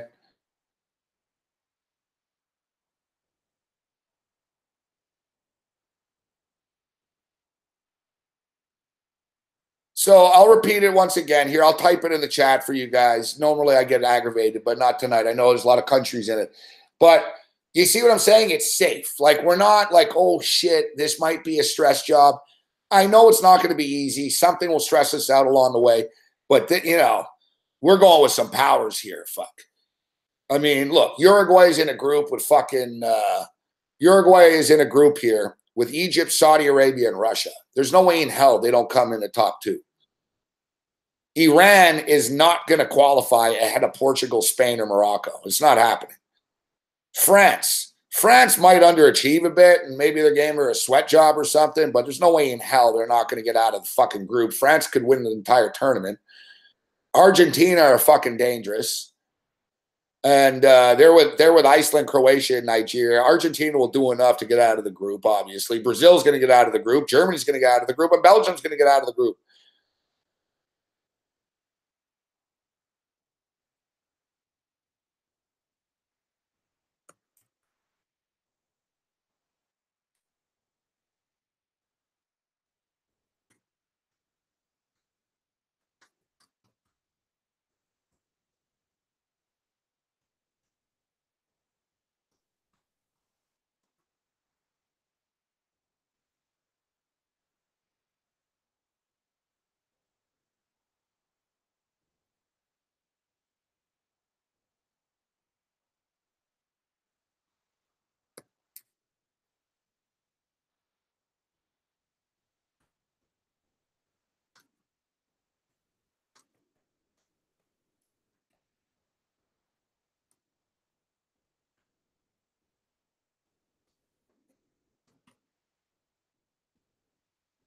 There it is. Uruguay, France, Germany, Argentina, Brazil, Belgium to advance, Iran not to advance. Minus 101.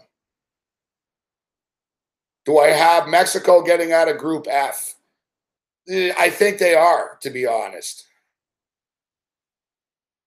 But it's going to be right down to it. You know what I mean? They're right there. It's going to be a battle with them and who is it? Fucking Denmark? Sorry, Sweden. My bad. Sweden. As it comes down to Mexico and Sweden in that group. Okay, so that's one of the parlays, guys. We've already played the parlay. It's in. It's already in for us. Like I said, $516 pays $1,089. And this isn't all my money, all of this. I wouldn't be betting all of this big, but this is our Golden State futures and Conflict Diamond money that we're trying to get back and roll over. All right, so the next parlay, this one, guys, is a little ballsier. And if you want some juice, you want some money here, this one's a little juicier, okay? All right, so this one is Uruguay. Will Uruguay qualify? Yes. Uruguay to qualify? Yes. Will Portugal qualify? Yes. Portugal will qualify. We're in pretty safe territory here still. Will Argentina qualify? Yes. Will Argentina qualify? Yes. Will Brazil? All right, Argentina. All right, so now will France qualify? Yes. All right, so we have just the qualifier now. Uruguay to qualify, Portugal to advance, Argentina to advance, France to advance. But now we get into some win the groups here. Now we have Brazil. Brazil need to win the group, okay? Brazil need to win the group. Germany needs to win their group. And Belgium needs to win their group. And Japan not to qualify. And I'll give the reasoning here in a second, but that's the parlay. Uruguay to advance, Portugal to advance, Argentina to advance, France to advance, Brazil to win the group, Germany to win the group, Belgium to win the group, Japan not to qualify. It's plus 720.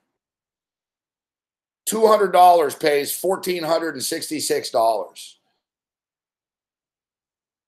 Uruguay to qualify, Portugal to qualify, Argentina to qualify, France to qualify, Brazil to win the group. All right, so we the qualifications are nice, but if we're going to get into the plus 720, 750 territory here, then we got to take a little bit of a chance. But how much of a chance are we taking here? All right, so we got Brazil. Brazil might choke at some point, but I don't know, man. I think we're looking at a rematch of the 2014 final of Brazil and Germany, to be honest. Brazil are fucking stacked. They're loaded. They might have a problem later. Brazil would play Belgium in like the group of 16, which, in the quarters. So anything could happen there. But we don't have to worry about that right now. Look, Costa Rica is not beating Brazil. Serbia is not beating Brazil. And Switzerland, like Brazil, these other teams are all pretty evenly matched. Switzerland, Costa Rica, and Serbia. But Brazil are just much better than them. And don't forget, goal differential counts in this. So, if Brazil racks it up on fucking Costa Rica and scores 4 on them or something, they just sort of win the group automatically. Like, I don't see Brazil not winning this group. It's a round robin of 3 games. How do they not end up with more points playing 3 games against these teams? Brazil are going to win the group. Or sorry, it was like the semifinal, whatever, yeah. A rematch. So Brazil's going to win the group. Germany's in a group with Mexico, Sweden, and South Korea. Germany, similar to Brazil, are overwhelming. They're stacked. Germany are so good, they could probably have a second team in a tournament of fucking players they didn't even put on this team. They're the defending champions.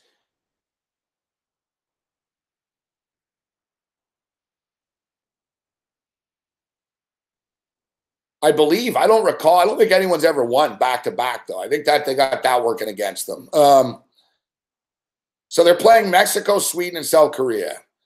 Like, Germany's going to beat Mexico. Like, Germany just better than all these teams. Similar situation. Like, it's soccer. So, some of these games might be 1-1 and a fucking stress job and stuff. But ultimately, in the end, I just don't see how South Korea, Sweden, and Mexico win this group. Which leads us to Belgium, Panama, Tunisia, and England. And to me, this is a good standalone bet that we'll get to in a second. But this is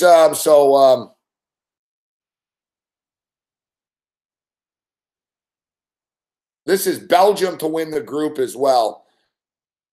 Like, Belgium are fucking really seriously a dangerous team that could win the entire thing.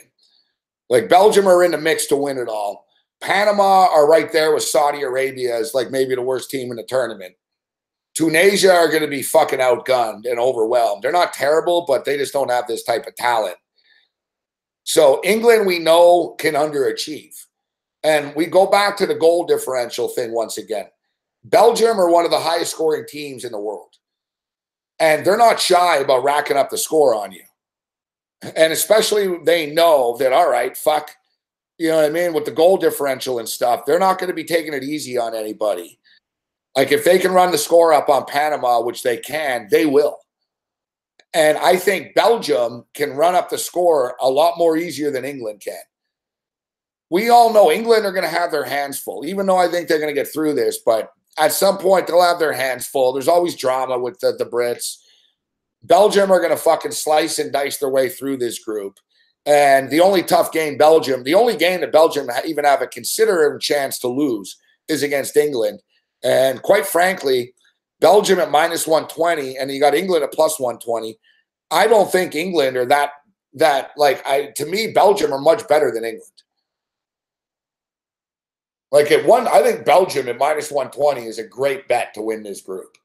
And I'm not anti-English soccer. I think England have a chance. They're going to get out of this group, and we'll see what happens after that. But they're not going to win the group.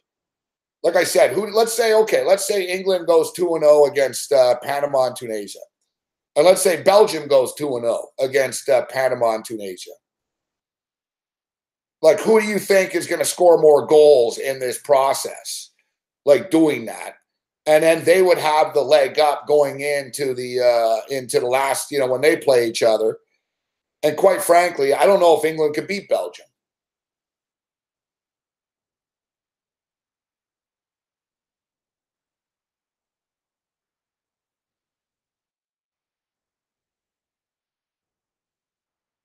So this parlay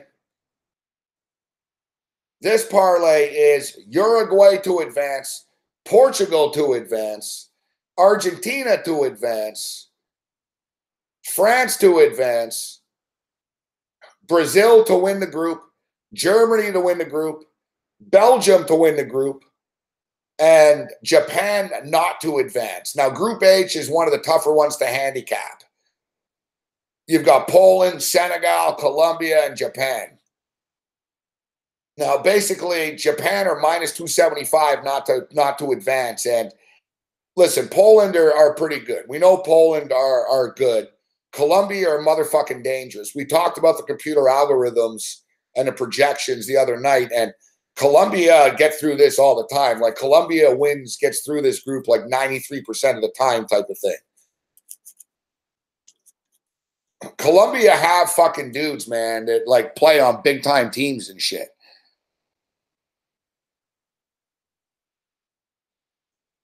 So I'm not guaranteeing Colombia wins the group, and I'm not guaranteeing that Poland wins the group. But out of these four teams, Poland, Senegal, Colombia, and Japan are the worst by far. Like Poland are world class, Colombia are world class, Senegal are, second tier world class type of thing. I think Big Man brought up today, Senegal, they've got two dudes from Tottenham that play together, like on the back end. Like Japan aren't going to get through this group, and that's a plus 700 parlay. This one, it's not bad. Pays pretty nice, I think, for for what we need to happen.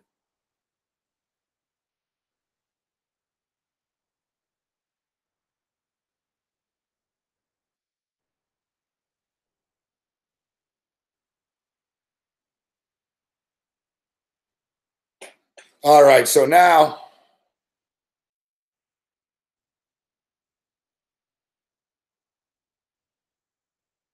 Let's put together another one now. So, we're now as it is, we got $300 on Uruguay to win the group. We got Uruguay and like seven, we got $1,000 involved on Uruguay already. So we should probably look elsewhere here. So this parlay will start off with Saudi Arabia not to qualify. All right, we haven't got any exposure to the Spaniards yet. Let's get it on Spain to qualify. So we got Saudi Arabia not to qualify, Spain not to qualify. We get into France, Australia, Peru, and Denmark. I don't see, listen, it would be a fucking miracle of like serious fucking proportions if Les Bleus do not advance.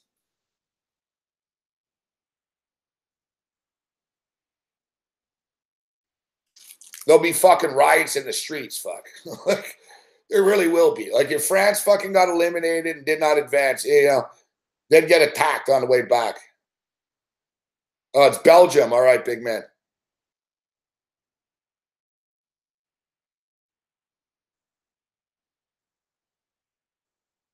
All right, so far, I like the safeness of this parlay. Like I said, we're looking for a nice, safe one here. Nice and safe. France to advance. Argentina did worry me a little bit, and I sort of had like a little voice saying, I don't know, man, Argentina, something could go bad, something could go bad, something could go bad.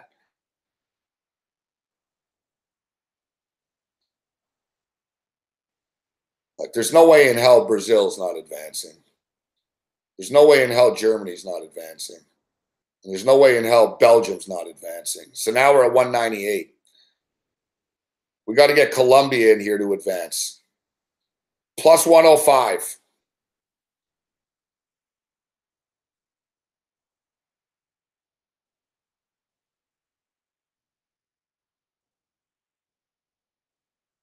And this one, we're even skipping Argentina. This one, we skipped Argentina, even though Argentina is going to fucking qualify. But we skipped Argentina on this one. I don't want every parlay to have every the same team. Like, already we pretty much have France in all these. I can live with that if we lose fucking $2,000 betting on France to qualify, it is what it is. But Saudi Arabia not to qualify, Spain to qualify, France to qualify, Brazil to qualify, Germany to qualify, Belgium to qualify, Colombia to qualify, plus 105. And fuck, if we throw Argentina in here, it becomes plus 134.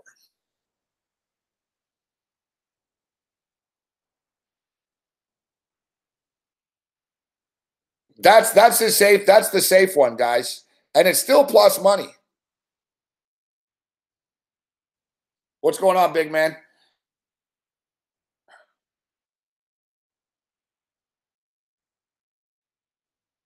We'll get big man on tomorrow night after Babano to get some last second soccer talk in here.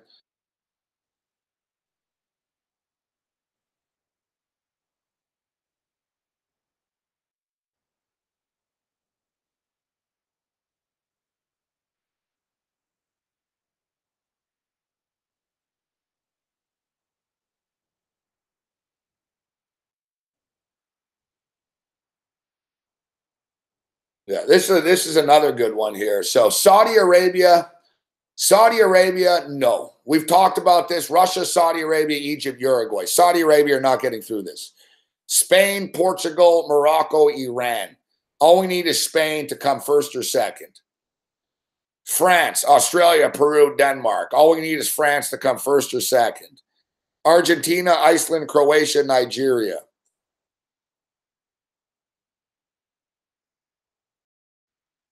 We need Argentina to advance. Brazil to advance. Germany to advance. Belgium to advance. Colombia to advance. So we don't need to win any of the groups. We're playing so we got to pick in every group here. And it's plus 134.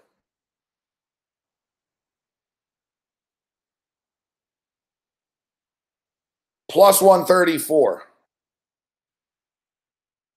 Mohammed says Saudi Arabia, Japan, Costa Rica, Australia, Tunisia, Iceland, Korea, not plus 251. Everybody's getting crazy. It's like the United Nations in here. Everyone's spitting out countries here.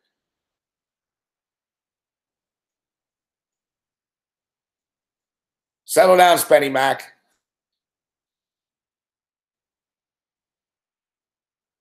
Yeah, I know. This is what I'm saying. Why do I get the feeling I'm going to be sitting here at some point at 2 in the afternoon on one of these weekdays having a heart attack about a French soccer game? Like France are like the kingpins of hitting posts and crossbars and shit. I can just see it now. Like, oh my God, high drama, fucking France struggling. And they've hit 3 crossbars.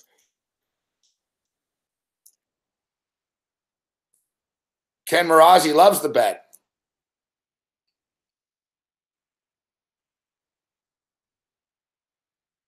Yeah, so this is a plus 134 one. Saudi Arabia not to qualify, Spain to qualify, France to qualify, Brazil to qualify, Germany to advance, same shit, advance qualify, Belgium to advance, Colombia to advance, Argentina. Look, every one of them is like a monster play. Saudi Arabia is minus 1,200, Spain's minus 1,600, France is 20 to 1, Brazil is 16 to 1, Germany are 12 to 1, Belgium are 12 to 1, Argentina are 7 to 1. The only one, and the one that sort of bumps the parlay up, is Colombia. And we're not asking Colombia to win the group. They just need to come first or second. And to me, listen, Colombia, there's going to be a stress job here on this one. So what have we played so far? We played a $500 one. We played a $200 parlay. We played $300 on Uruguay. So we got $1,000 invested here so far.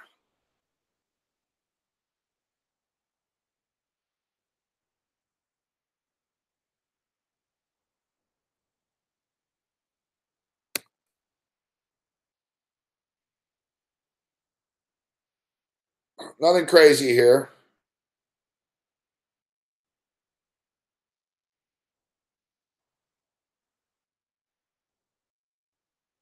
$213 pays $500 back. Essentially, we've got like $1,800 to play with on this account here with this. So $1,800, we're going to put it all in. We're investing $1,800 just on this account on the World Cup.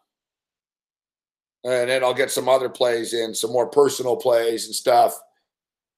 And I want to talk about like betting on the futures of this tournament. And I'm ready to drop I think we should drop like a nickel on Germany to win. I remember last World Cup in 2014, I wanted to put like $3,000 on Germany before it started, and I didn't. I was so mad when they won. I was like, well, I'll just bet the games. And it's like, nah, it wasn't the same. And I almost feel the same time this time, you know? You put $1,000 on Germany to win, man. You get back $5,000. Not bad. That's a nice summer bonus, man. Mid-July bonus coming back. Nice $5,000 dropped in the account. That'll get you ready for NFL football.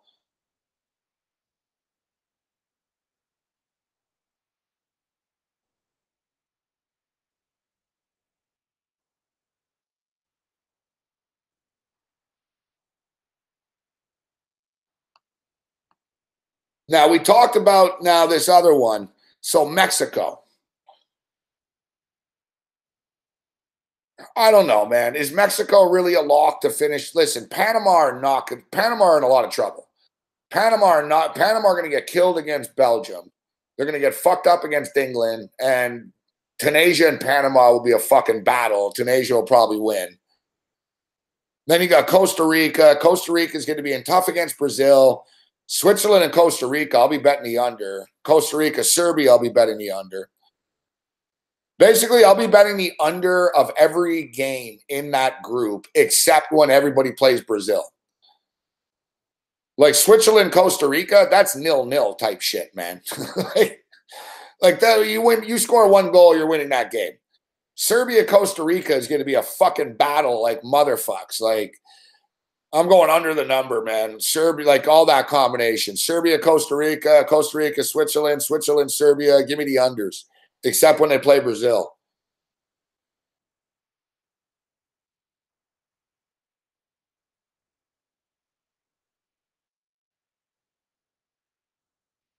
Now, I liked, I don't know what Big Man's opinion on this is, if he ever plays these, but Spenny Mac showed us a parlay.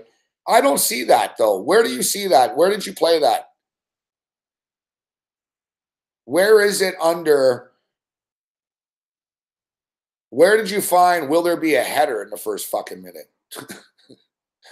Like, oh, did you go into the betting of each game? That's what you did, I guess, right? Or is it where? Like, where would that be? So, like, continental betting, Mexico minus 225, Costa Rica plus 3-3, Panama plus 550 to be the best CONCACAF teams.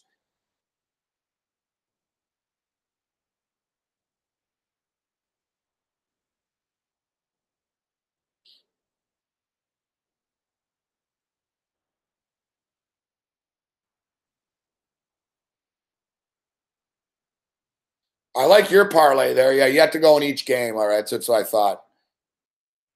Top African teams, Senegal plus 225, Egypt plus 250, Nigeria plus 275, Morocco plus 600, Tunisia plus 800. Top Asian Oceanic team, Japan plus 187, Australia plus 300, South Korea plus 33, Iran plus 400, Saudi Arabia plus 800. Top South American team, Brazil plus 100, Argentina plus 187, Uruguay plus 750, Colombia plus 800, Peru 40-1. Top European team. I wonder, is there value to bet just to Germany? Top European side, Germany plus 275.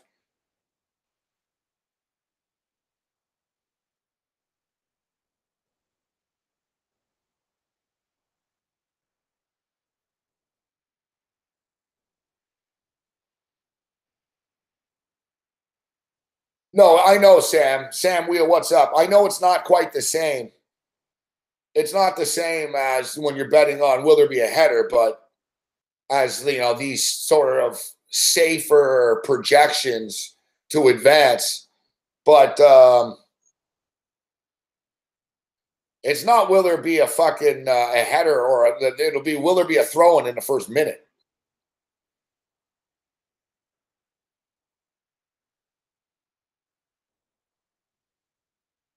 I gotta like that first fucking minute, man. You know, Spenny Mac, I can't believe I've never stumbled upon that before. I'm a big degenerate. You know, I love my will there be a run in the first inning bets and shit like that. So I love that. Nothing like betting $200 or $500 on a fucking first 59-second prop. It's 59 seconds. So basically, there's the kickoff, the ball goes back, and you just hope, man, that they get lazy, and that they just sort of boot it around lazily. Like Cam was like, how does that not win? And then I explained to him, well, man, you often see, man, they'll kick it back, and then Buddy will try to fucking boot it up the field, and it'll go out of bounds. And basically, you're betting, will the ball go out of bounds?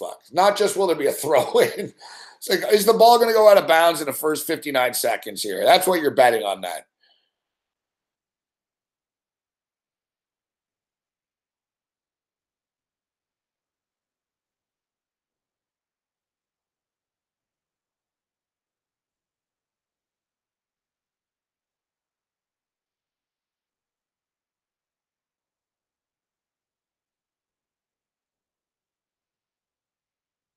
All right, so those are quite a few parlays that we just gave you.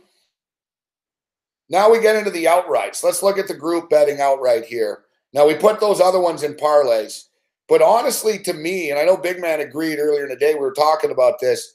To me, the best two bets, and, you could even get a little, safer. Look, Brazil's winning the fucking group, and Germany's winning the group. You parlay those two together, that's minus 140. That's not bad. That's not bad at all. In fact, I think it's good enough that it's got to be done. Let it be written. Let it be done. We're in. Brazil and Germany, minus 140 to both win their groups.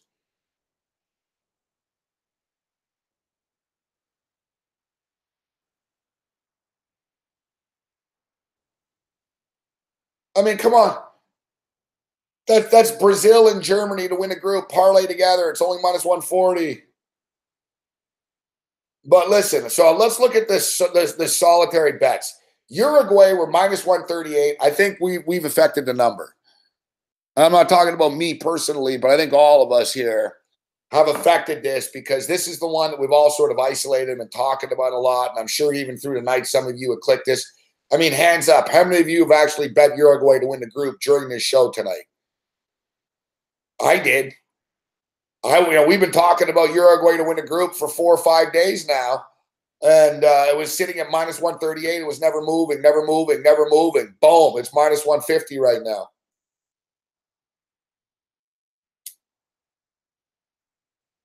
See, Ken, you bet it. I bet it.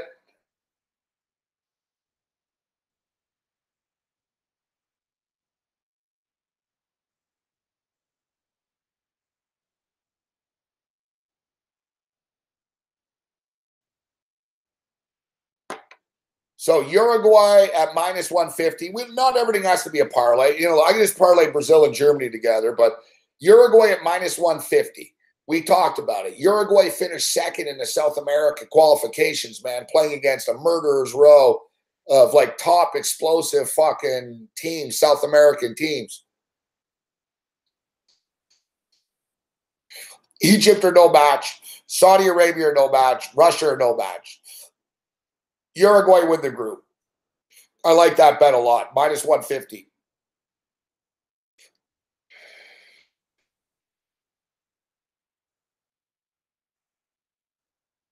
Now, the other one is Belgium at minus 120. And this basically comes down to essentially do you think Belgium beats England? Is Belgium going to beat England? Or let's say Belgium and England tie, and Belgium, who's going to score more goals then? Either way, I think it comes up Belgium. I think Belgium's a good bet at minus 120 to win the group.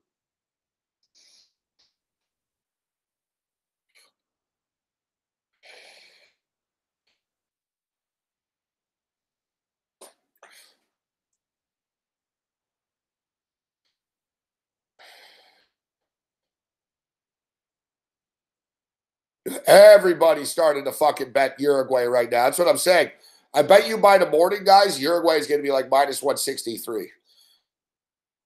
Uruguay are becoming a trendy pick, which I'm a little scared of, but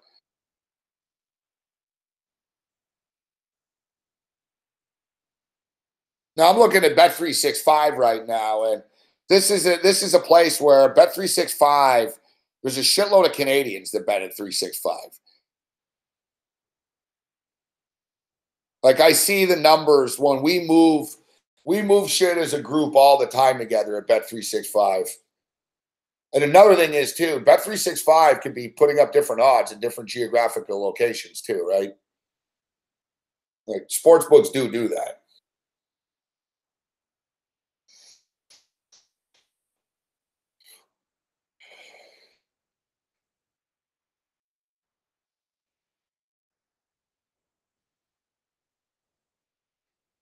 Uruguay minus 138 Betway. Uruguay minus 180 bet online. You see what I'm saying? Money's pouring in on Uruguay. Fuck.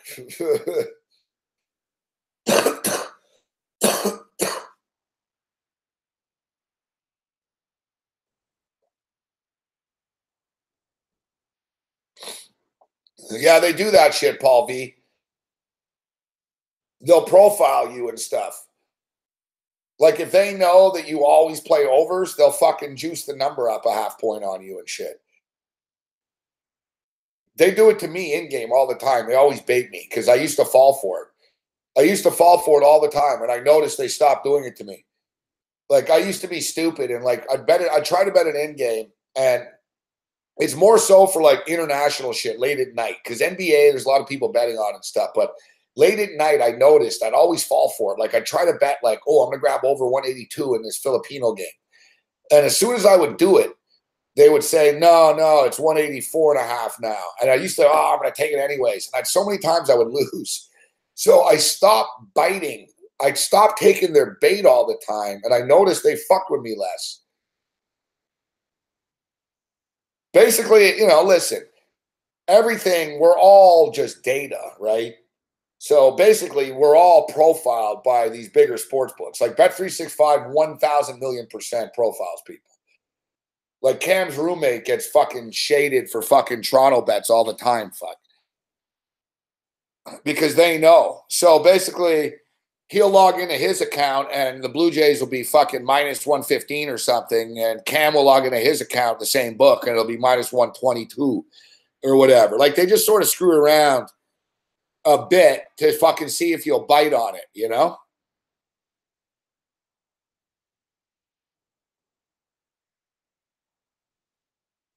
Yeah, remember that night, Brett Patterson? We moved the number. Yeah, don't tell me we can't move numbers. Remember that night, Brett Patterson? Yeah, we moved that Canada 7 fucking points. We sat here. We all started betting it. I'm like, I don't know, man. Fucking, this looks pretty good. And then fucking everyone starts clicking. And it just started moving before our eyes. Every time we clicked it, it was like 4.5, 3.5, 2.5, fucking 6.5.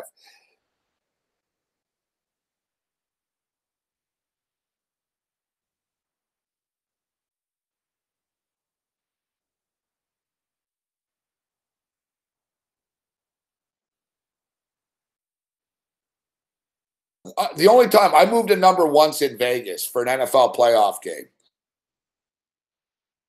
I bet at Cantor Gaming.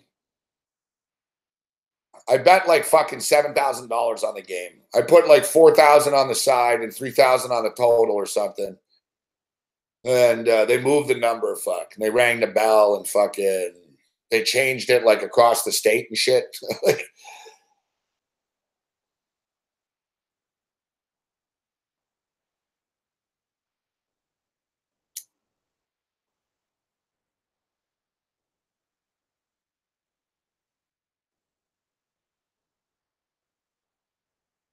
Bet365 used to Bet365 when they used to be in the early days, they used to be slow with shit a bit.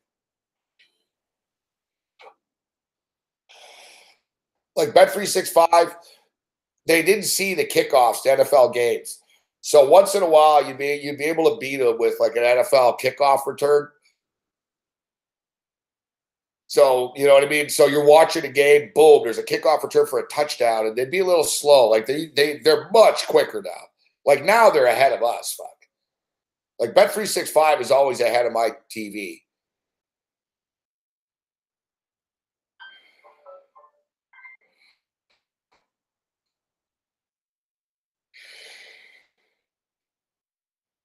But now they're on top of this shit, man.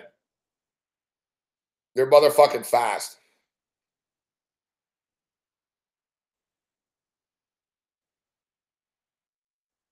All right, so I do believe Belgium is going to win the group.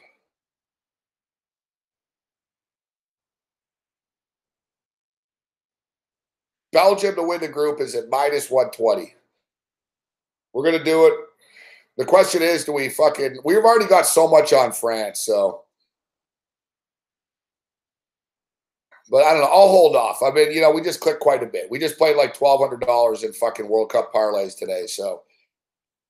the only thing is we're losing value. Like, these numbers are going to change a bit overnight as we get closer.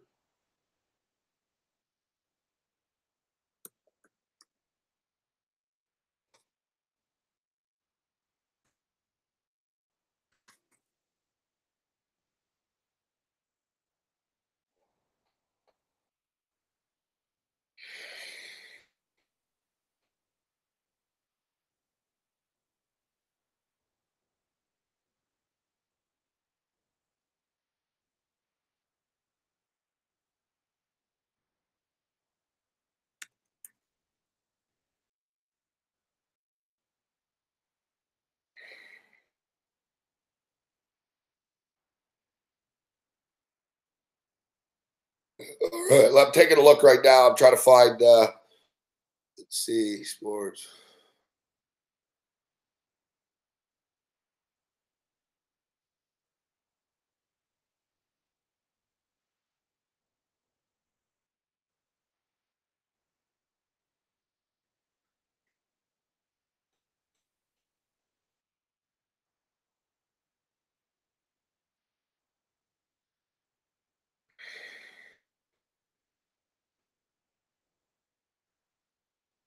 Motherfucker.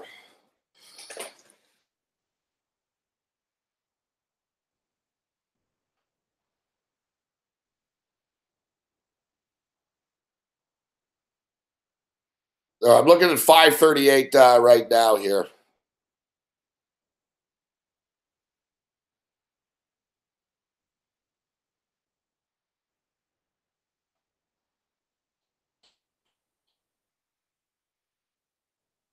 So if I can't find the actual percentage page, I see like team by team breakdowns, but it's fucking frustrating.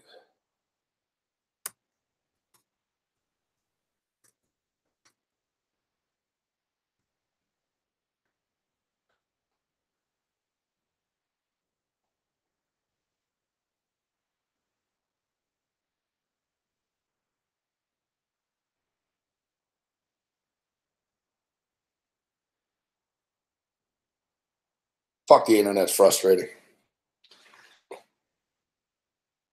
Yeah, I do think Germany's going to win it all. You got to wait a month for it, and there's evidently nothing's a lock in this world, but I do think Germany is the team to beat.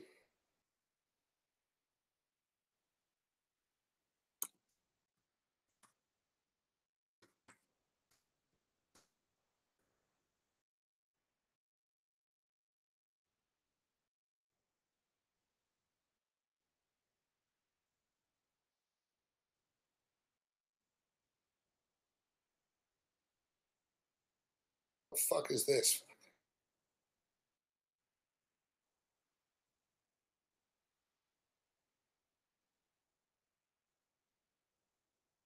All right, well, give me a second here. I'll fucking find what I'm looking for. I've been trying to save fucking a lot of these pages, but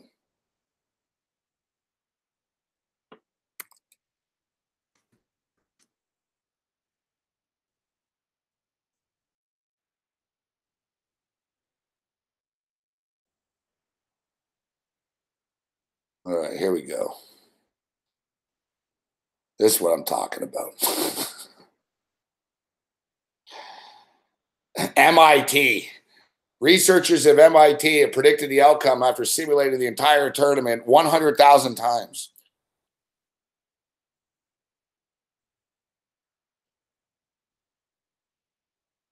One way to gouge likely outcomes to bookmakers' odds. Sportsbooks companies use professional statisticians to analyze extensive databases of results that quantifies the probability of different outcomes of any possible match. In this way, bookmakers can offer odds in all the games, blah, blah, blah. All right.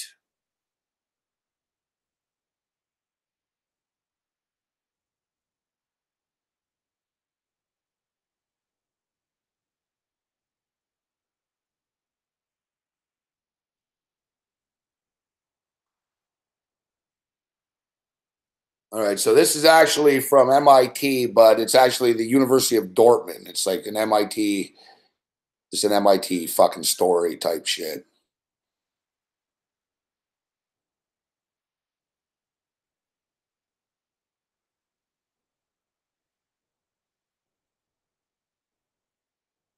Their computer, it's pretty complicated shit here. Like, this is real,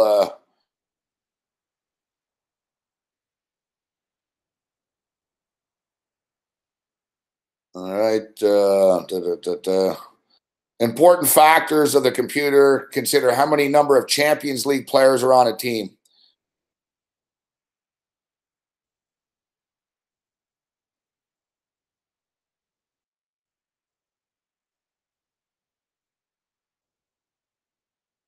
Interesting. They think Spain has a good chance. This computer likes Spain. But ultimately, the computer spit out Germany versus Brazil. A 64% chance. The computer believes that there's a 64% chance after 100 motherfucking thousand simulations that it will be Brazil versus Germany in the final.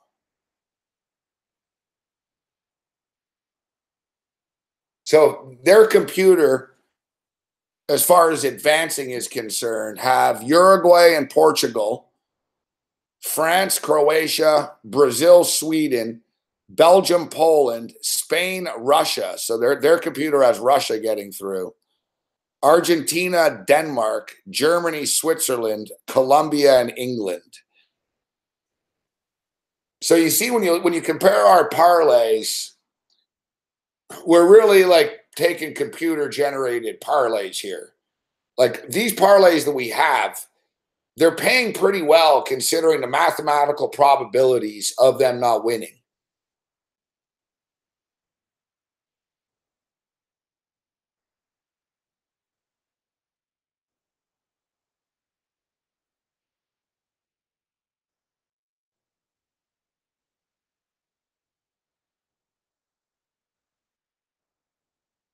Oh, this is interesting.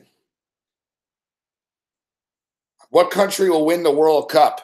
Here are the big banks' predictions. How do you predict which country will take home the trophy? That's a question that turns out is divisive as amongst the world's largest banks. It is in sports bars.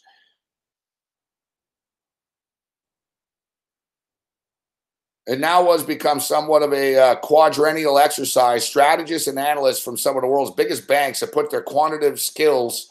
See, now banks are putting together fucking algorithms in order to predict the winner. The New York Times has reviewed the analysis, which includes artificial intelligence, statistical modeling, portfolio theories, and economic analysis from 4 different banks. Here's a rundown on the predictions with a description of why they came up with their results. UBS, a group from the Swiss Bank's investment chief's office, scored each team based on an objective skill level measurement called an ELO rating. Its route through qualification, any home nation advantage. The analyst then carried out statistical modeling known as the Monte Carlo simulation. We draw a number of random variables and use these to bring a random component to our calculations and simulate a championship. A better a team is still more likely to win than its lower ranked opponent, but this is sport and upsets do happen. After we repeated this again and again, we end up with the results of 10,000 virtual tournaments. We then simply count how many times each team has won. The result: Germany, this is according to the Swiss bankers. Germany, Brazil, and Spain are the 3 teams with the most percentages of winning. Germany are the favorite, 24% chance of winning. the tournament, says the Swiss bankers. Goldman Sachs. Goldman Sachs Global Macro Research Team opted to use artificial intelligence algorithms to conduct its World Cup analysis. We feed data on team characteristics, individual players, and recent team performance into 4 different types of machines, learning models to analyze the number of goals scored in each match. The model then learned the relationship between these characteristics and goals scored, using the scores competitive World Cup and European Cup matches since 2005. By cycling through alternative combinations of variables, we get a sense of which characteristics matter for success and which stay on the bench. We then use the model to predict the number of goals scored in each possible encounter of the tournament and use the unrounded score to determine the winner. Fuck. We're betting against these people and shit and these algorithms. It's like, what are you guys doing? What? I'm just betting. I don't know. They're 3-5 on the road, man. Fuck. Yeah, they ran FIFA.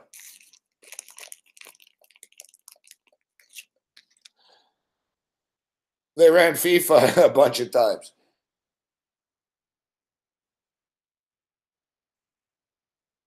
The result of Goldman Sachs' research: an unnervingly algorithmic score in the final of 1.7 goals for Brazil to 1.41 for Germany.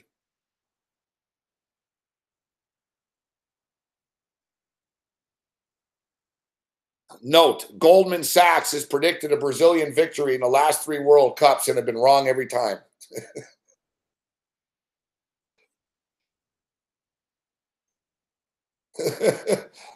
ING. The Dutch banks use a more unusual technique to describe, opting to calculate the chances of success using a measure based on market value of the nation's team and its previous performance. The assumption here being that the value and success are closely correlated. A team's worth was calculated from individual player transfer value estimates and their track record from FIFA World Rankings. Wow.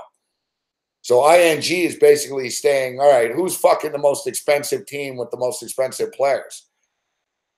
The result, Spain. Spain will be crowned world champions. I'm telling you, man, Spain are coming up in every one of these computer fucking algorithms and shit. Spain will be crowned world champion.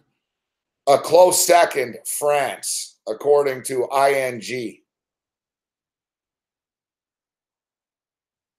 Nomura. The Japanese bank opted to treat the tournament with the same techniques it would use to offer a balanced risk for its investors. Being analysts, we have to apply some rigor to our World Cup predictions, so we've decided to apply portfolio theory and efficient markets hypothesis to the World Cup. We look at the value of players in each team and the momentum of team performance and historical performance to arrive at 3 portfolios of teams to watch. I like the Japanese approach here. The results: Nomura Japanese Bank suggests that France, Spain, and Brazil are the most likely teams to reach the semifinals and predicts that France and Spain will meet in the final.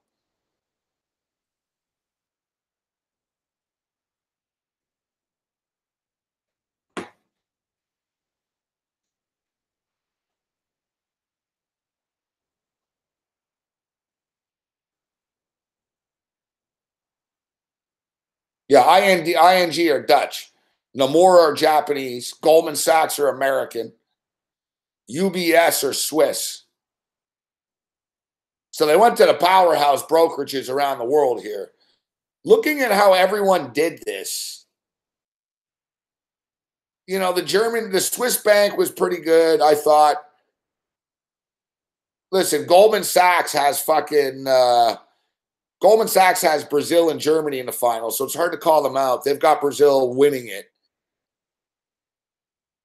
ING is probably the dumbest way of, they're just going with sheer sort of fucking money. So they're saying Spain and France are the fucking stud money teams, and they're going to make it because of that. And it's interesting, though, that the Japanese bank, which I actually like, they use sort of everything. And this isn't bankers sitting at a table. Like, they're spitting this into computer algorithms, right? I like the Japanese in which they stay. We have to look at the value of players of each team, the momentum of each team's performance, and historical performances. I think it's a pretty good combination.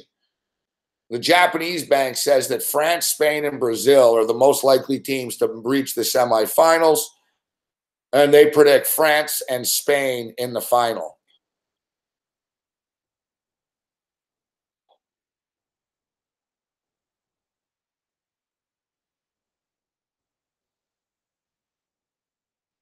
Well, I'm not a massive fan of the banking system, Alex Z, but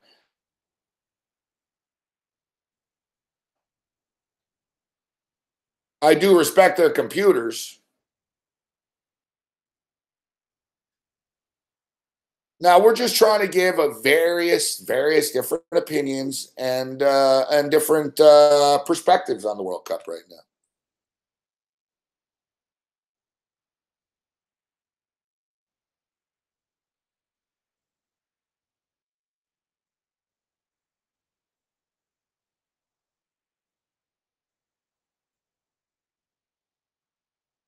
Now, this is, we were talking about it earlier about like burner accounts and the Ottawa Senator stuff.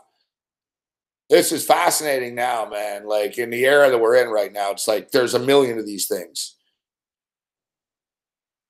Templates, fucking algorithms, like we're past just capping shit, guys. Like, there's all kinds here.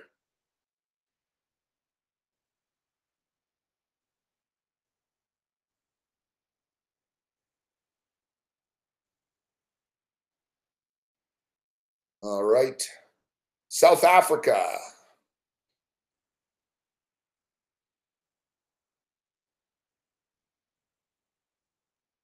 Ooh, I like this. In 2015, South African data and analytics company Principa predicted 99.68% of humans using Super Brew during the Rugby World Cup. Now, with the same predictive analysis, they're going to try their hand at soccer. Principal uses analytics and machine learning to predict the results.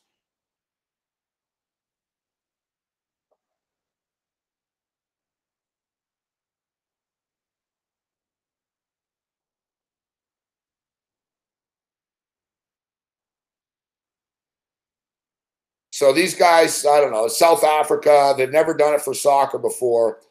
They predicted 99.68% of the rugby.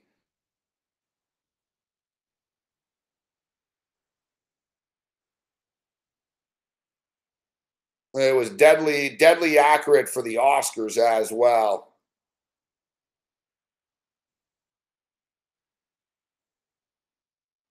Principa says that they will be posting their data-driven predictions before every match on Twitter and Facebook. Of course you will.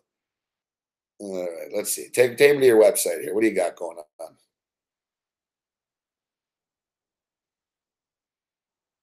It's a data and analytics company. See, like everyone's jumping in on this. Fuck.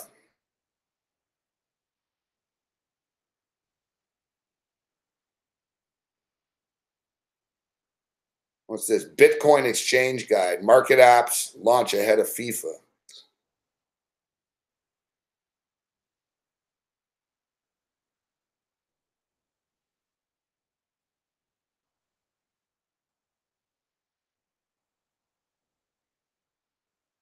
Well, this story wants me to pay. I don't think I'll be signing up for the San Antonio Times right now.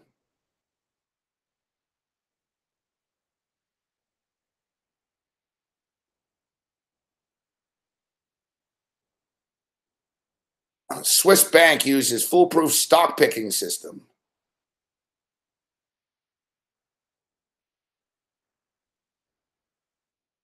Yeah, this is the same. Yeah, this is the same story, same bank, just other story. But they have percentages. This is better, actually. We have percentages for everything. So this is good. Quarterfinalists, semifinalists, perfect.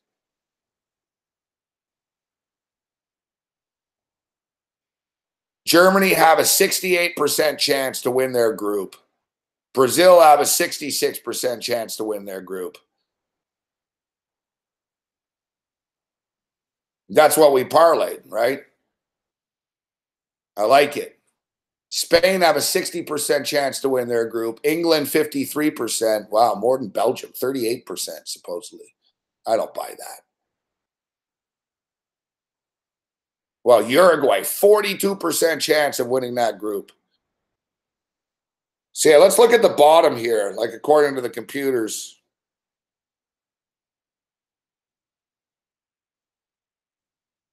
According to the computers, the teams with the least chance of advancing are Panama, Saudi Arabia, Costa Rica, Tunisia, Egypt, Japan. That's a good parlay there, too. Let's get in on that. Panama not to advance, Saudi Arabia not to advance, Costa Rica not to advance, Tunisia not to advance. Just those four. Let's see what that's going to pay. All right, so what did we say this was? Where were we going here? Saudi Arabia not to advance. Panama not to advance.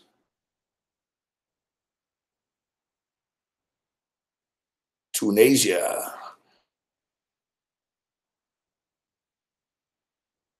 Tunisia's in the same group, though, as Panama. Fuck. Sorry, Costa Rica. I hate picking on you. Beautiful country, big fans, but... All right, see, it's minus 255 now. We need one more.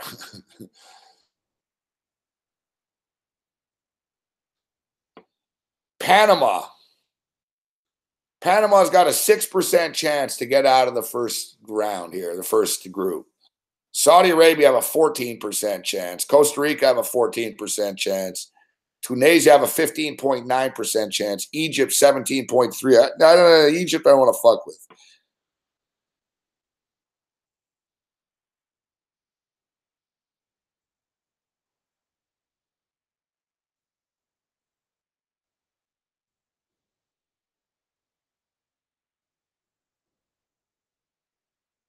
Now, we already put Japan in one of the parlays not to make it, so I don't want to fucking have that in too many. So Panama not to make it. Saudi Arabia not to make it. Costa Rica not to make it. Tunisia not to make it. What am I missing here? Saudi Arabia, Panama, Costa Rica. It's because I can't put fucking Tunisia in that. All right, so who else is not going to fucking make it? Or who will for sure? Fuck. Let's just throw fucking Germany to fucking make it, qualify. It becomes minus 197. It's not glamorous, but it's going to win. Saudi Arabia is not going to make it. Panama is not qualifying. Costa Rica is fucked. Like, they play Brazil. They're going to lose. Switzerland are really good. Serbia are good. And Germany are going to qualify. It's minus 197. We got to throw a rant in this. That's what we're missing.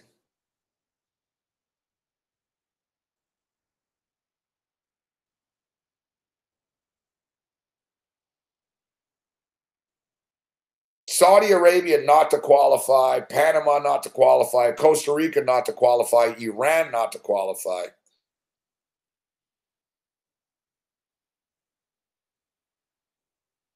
And then, you know, the other one we haven't picked on here, but they're not going to qualify, is South Korea.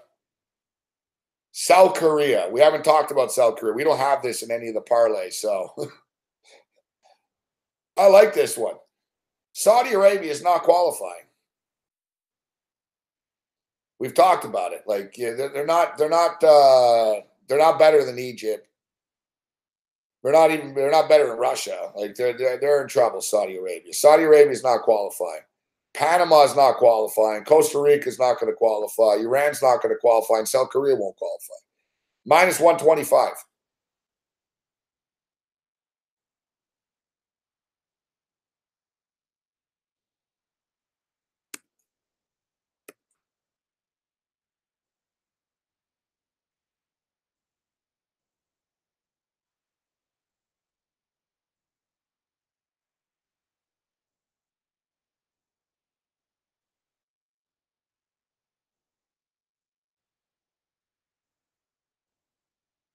It's in. We're putting our money where our mouth is. We're not just talking about these. We're betting them. I really think that we're really going to have a profitable couple of weeks here, guys. We're going to invest this money now, and basically this round robin is going to take. It's going to take 2 weeks. It goes from July 14th to June 14th to June 27th.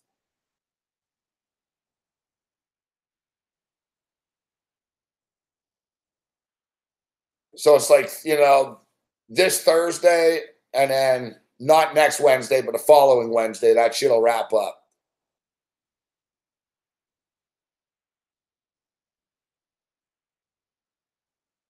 Now, we're not adding Tommy Fleetwood to make the cut, but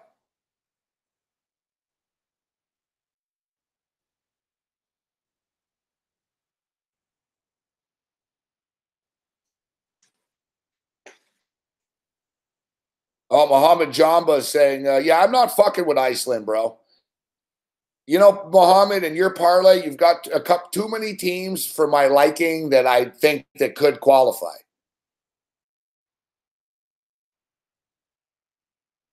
Yeah, exactly, Sam. This isn't just, we're not getting reckless here. Like, we're putting thought into this. We're not looking. Look, out of everything we're playing, it's safe. We're not looking for, like, we got that 1-7-1 parlay where we got to win a couple of groups.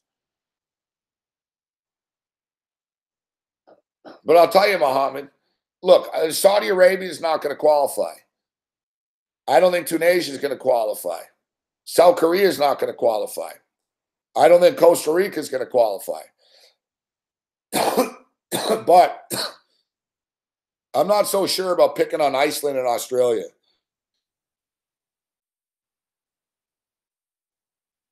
Yeah, I know Australia aren't great, but they've got guys, the Australian domestic league sucks.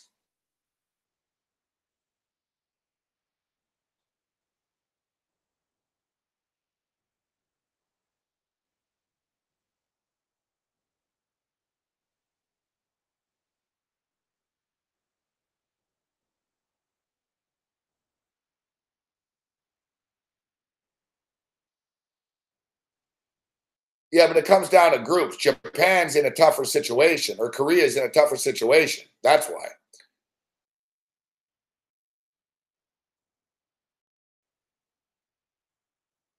Croatia and Nigeria are both flaky, okay? South Korea has to deal with Germany, Mexico, and Sweden. Sweden are not flaky. Germany are not flaky. Fucking Mexico are better than South Korea. Like, South Korea aren't better than any of the teams in their group.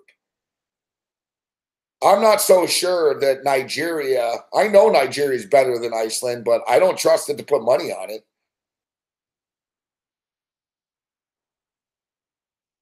Australia I have had not advancing.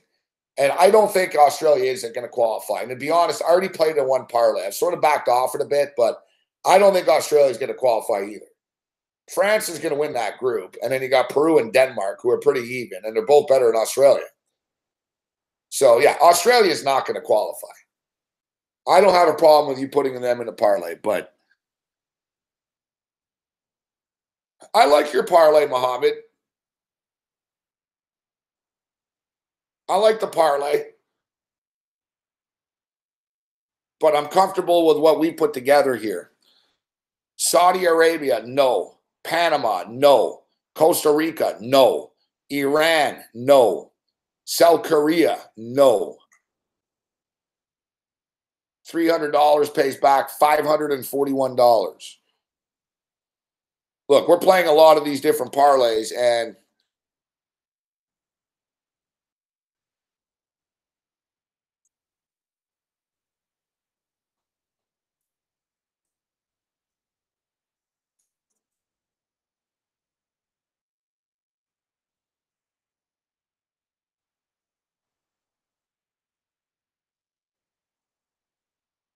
well, whatever, Fat C.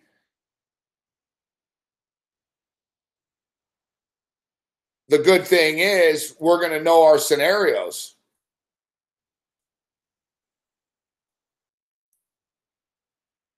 Yeah, I'm going to have to go. I got to go tomorrow and load up more, Drew.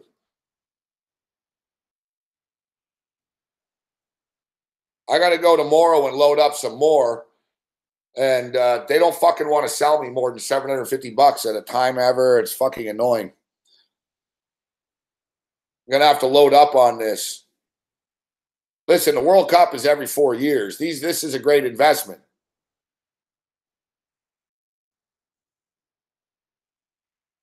Normally, I don't have the patience for this stuff. Like, normally, I wouldn't have the patience to wait the 2 weeks and say, oh, let's jump in on a game. But, yeah, like, I'd definitely like to win this fucking Mariners game tonight. Look, I'm on the Dodgers and I'm on the Mariners right now. Like, we need the we need wins on the way out here to build up to go into the World Cup.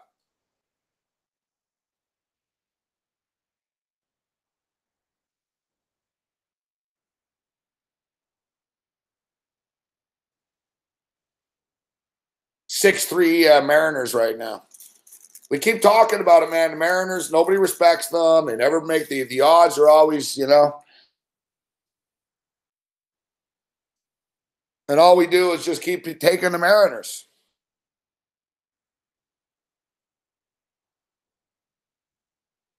Yeah, we got a lot of action going on right here with these books. And what's crazy is I gotta play these parlays again, actually.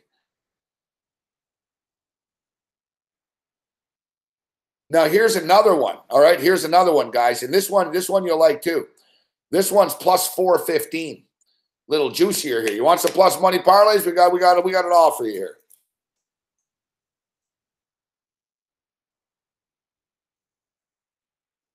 We got it all. Here's another one for you.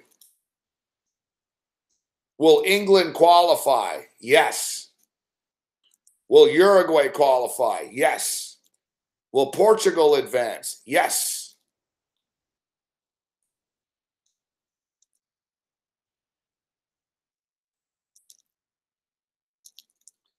Will France win the group? Yes. Argentina to qualify. Brazil to win the group. Germany to win the group. That's plus 415. That's not bad. So England to qualify, Uruguay to advance, Portugal to advance. France needs to win the group. Argentina just needs to advance. Brazil need to win the group. Germany need to win their group. And it's plus 415. It's pretty good. Like, France really should win their groups. And when we talk about percentages here,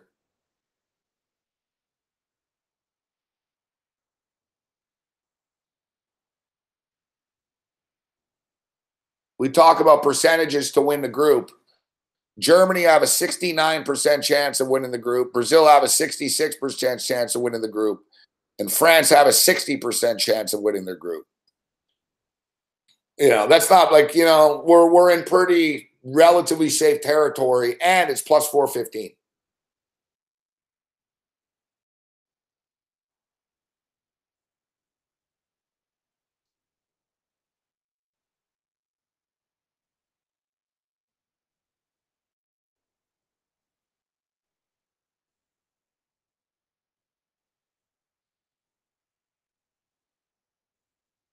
So, as you can see, we're coming prepared for the World Cup. And,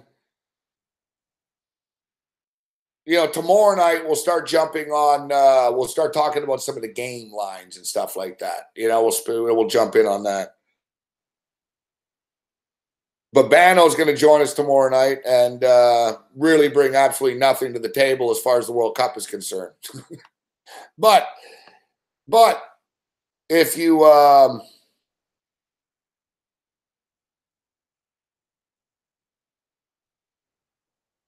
no, Mohammed. Those are good. No. Nothing's a 95% chance, bro. Like, look, even Germany, those are as good numbers as you're going to get. They're saying they play that time. They play that round robin 10 times.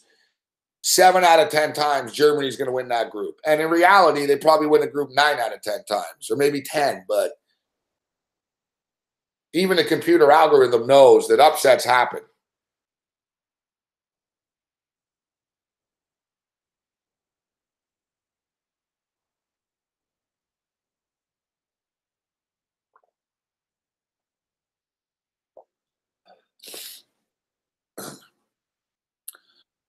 Well, that's why you got to take a look, Lloyd. Take a look at the Sportsbook review odds page. That's the whole point of this website.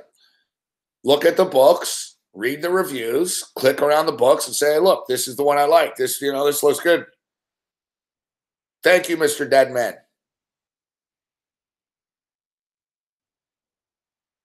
Saudi Arabia, Iran, Costa Rica, South Korea, Panama. I like it. And U.S. Open golf, no playoff. Ugh. I'd leave that out. Like, that's so random, dude. You never know. Like, you know what I mean? You're going to be sweating out all these soccer games and win all these soccer, like, qualifications, and you're not because of a fucking golf playoff. I'd leave the playoff out of it. Like, how much are you really making extra because of the golf playoff? I'd bet the golf separately. I know a couple of you have wanted to mix golf in the World Cup, but I'm not doing that. My advice, Kyle, would be to not do it, only because it's so random. It's not worth it. But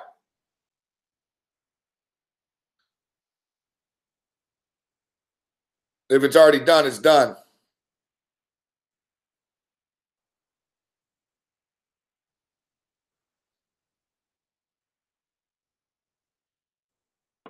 Yeah, I would just go, nah, you're better off winning than taking a chance. And then, play some golf over the weekend, but don't tie it to the World Cup would be my opinion.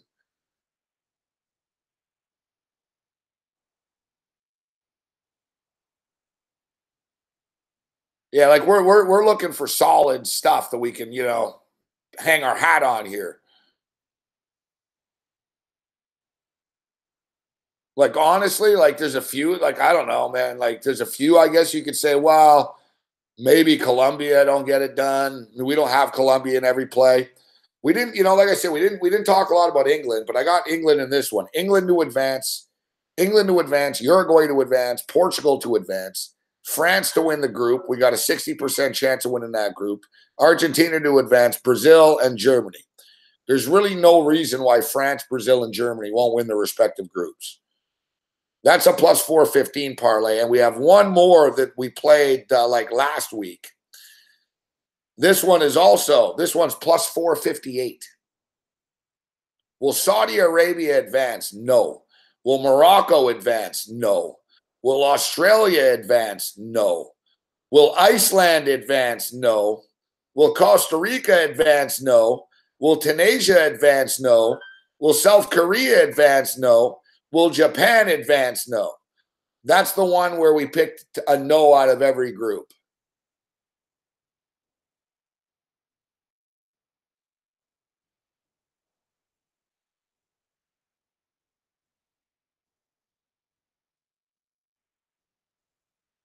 Saudi Arabia, no. Morocco, no. Australia, no. Iceland, no.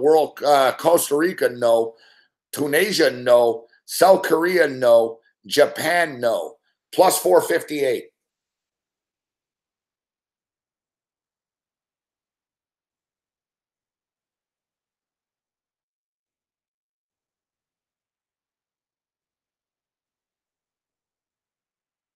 Listen, we can argue about the numbers, guys. These are you guys can argue about the numbers, but this is the Swiss banks numbers.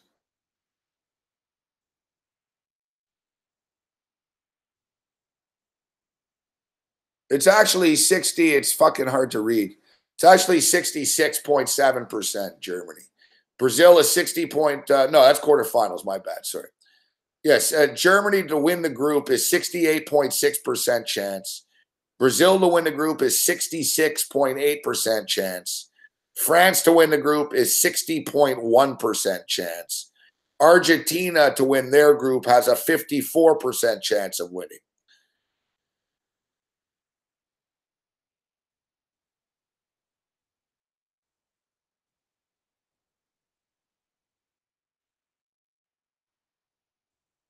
Like, I'm actually using a lot of the computers here. I'm surprised Sweden's really boxed in. What's the computer saying about Mexico? I like this. Mexico's in the group with Germany. And after that, they're the ones that have a chance. Like,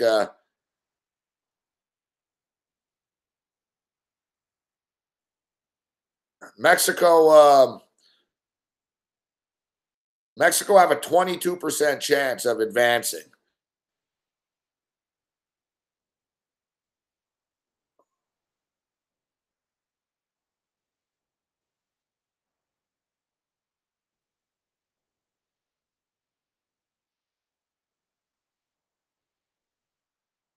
The percentages with the teams with the best chance to win.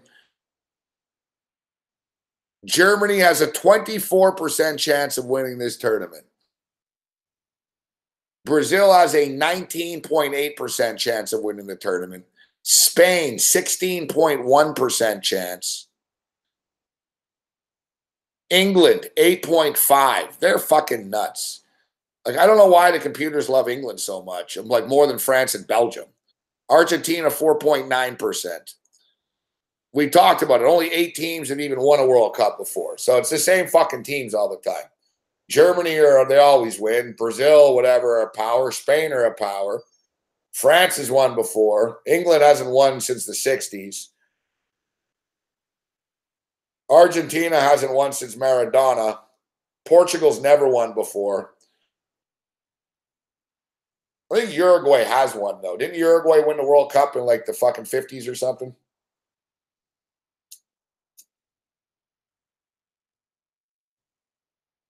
Italy, not in the tournament.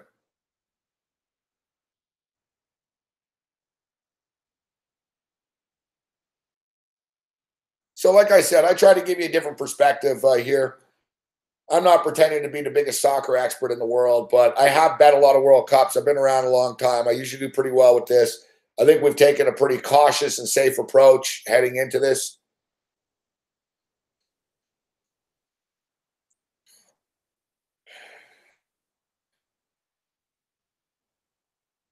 I think we're taking a pretty cautious and safe approach heading into the World Cup here. Yeah, 1930 and 1950. That's what I thought. Yeah, the old days.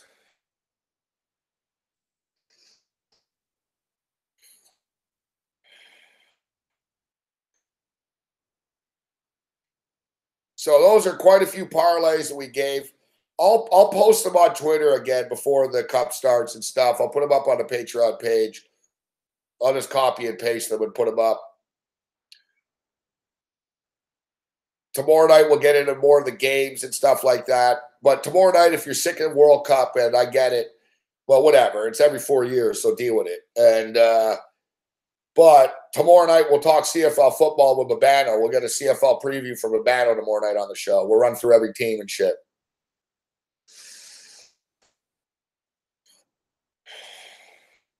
Basically, what we'll do is we'll break down all 4 games in the Canadian Football League tomorrow night. And, we'll just sort of combine the game preview with, what this team's going to look like coming into the year and what to expect from each team. So, in other words, Drew will be in hell tomorrow night because he doesn't, he's not a big soccer guy. And he hates the CFL, although I think you don't mind the fucking World Cup talk next to the CFL probably.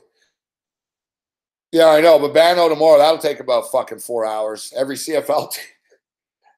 Over, under on how many times I say, Babano, hey. People always tell me, like, man, you cut Babano off. It's like, I cut him off. I don't have a choice. Like, I have to jump in. Manziel is not starting, no.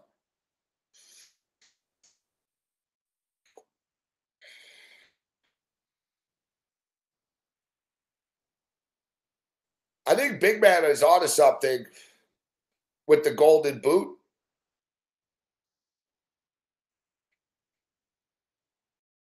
Or top goal scorer. If you're wondering, the top goal scorer in the tournament, Neymar, plus 900. Messi 10-1. Griezmann, France 12-1. Timo Werner 14-1. Germany. Harry Kane, England 16. Lukaku 16-1 with Belgium. So you're betting this, you kind of have to go pretty far if you're going to get this play.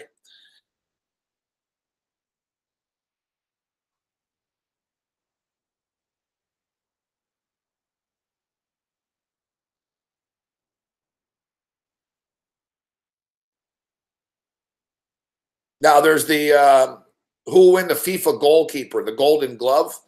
The thing is, so it's sort of like the betting the MVP prop, but the thing is, like the German goaltenders plus 350. Whatever, man. They're plus 450 to win the fucking tournament. So why would I take their goalie to win the best goalie at plus 350 only, you know?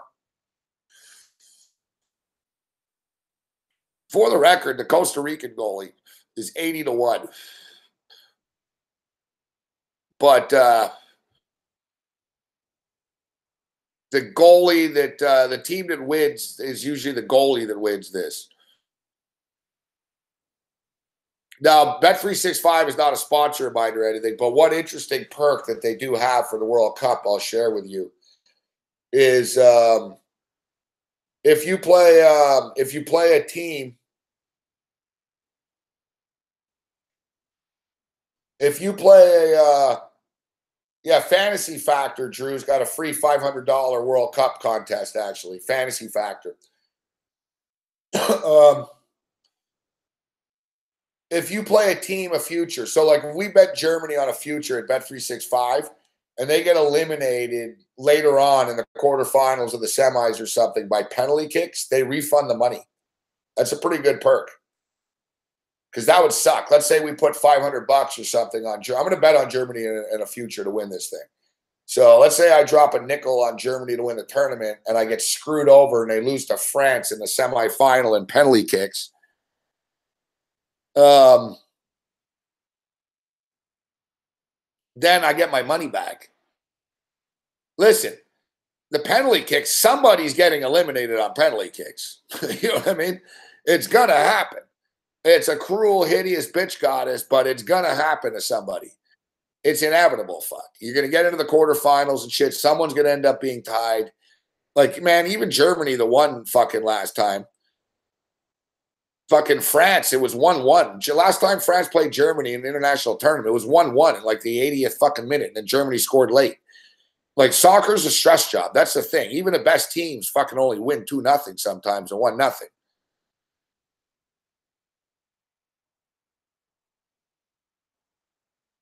Yeah, but if I had to bet on who's going to score the most goals, I think the value,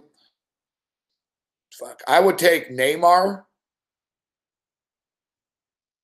I think I'll get in on this, actually, just because the odds are so nice. Top goal scorer. Neymar at 9-1 because Brazil could score a lot of goals and Brazil could play in a lot of games. They could really make the final.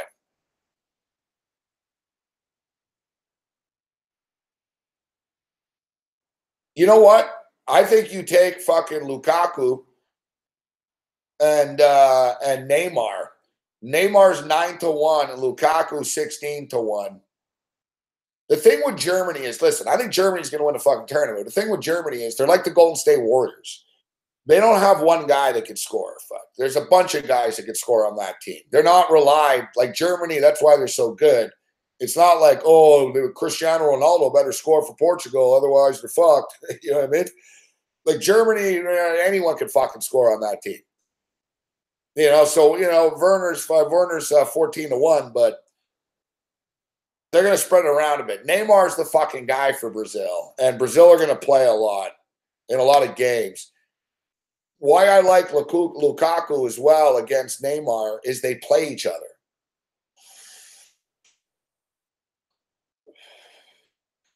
If Belgium are able to beat Brazil, I got to tell you, fuck, I don't know if anyone's going to get in front of fucking Belgium after this. Like, Belgium's could go to the fucking final. They knock off Brazil. Belgium and Brazil are on a collision course. So, you take them both. You take Neymar at 9-1. You take Lukaku at 16-1. you got one of these guys left standing after, and either Brazil or Belgium get past each other, they're going to be a fucking load to deal with moving forward. And we talked about it earlier as well.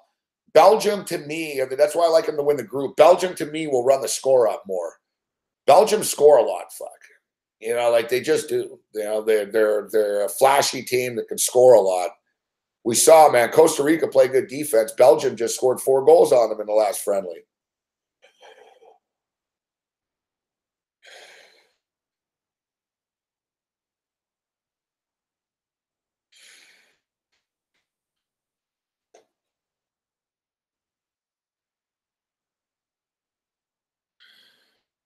No, I think Johnny Manziel will start a lot, actually.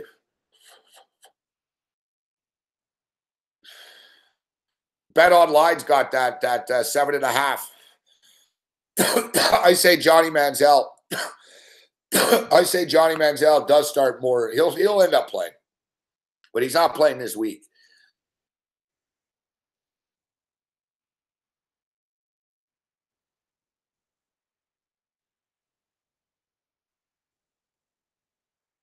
I'm considering. There's a couple of other interesting ones.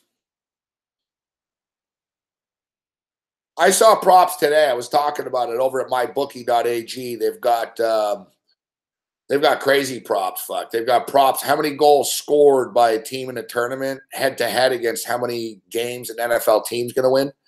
So you can bet like, is it like Brazil versus the Patriots?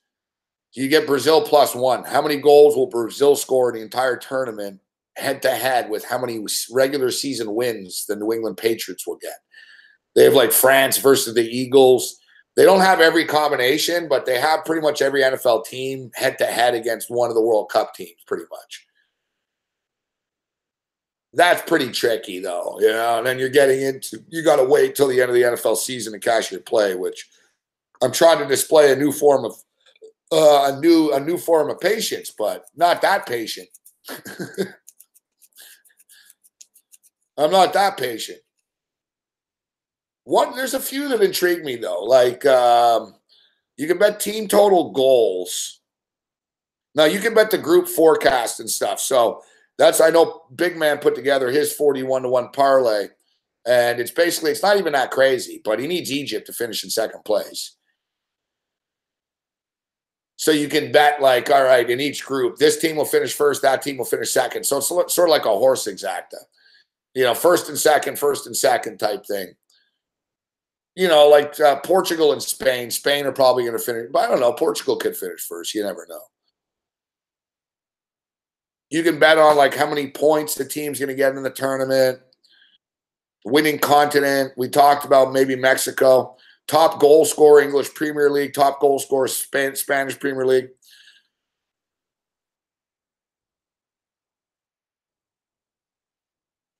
Team total goals is an intriguing one.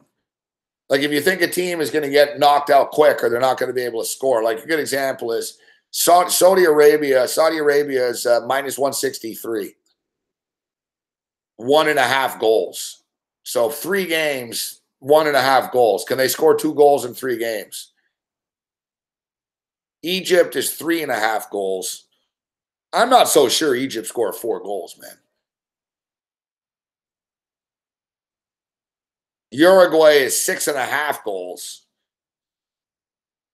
This is also a nice way to sort of compare, like, all right, how comfortable are we, like, in this group? I think that's all you need to know here. Fucking Russia is 5.5 goals, guys. There's no way in hell Russia scores 6 goals. They would need to advance. If they advance, they do, though. That's the thing. Fuck. I was just about to say that's free money. Where is Russia scoring 6 goals? Where are 6 goals coming from? There's a better chance that Bob fucking Mueller is the World Cup fucking ceremonial fucking, you know, that they introduced. And we welcome Bob Mueller from the United States. Than there is fucking Russia scoring 6 goals in these first 3 games. They're not going to score against Uruguay. Egypt and fucking Russia will be a low-scoring game, and Saudi Arabia suck, but they're not. They're going to play defense and shit. If you don't think Russia's going to get out of this group, that's a great bet right there. And even if they did get out of the group somehow, they'll get fucking bounced in the quarterfinals against someone good and they wouldn't score. That's a good bet. Russia's not scoring 6 goals. Russia's not scoring 6 goals.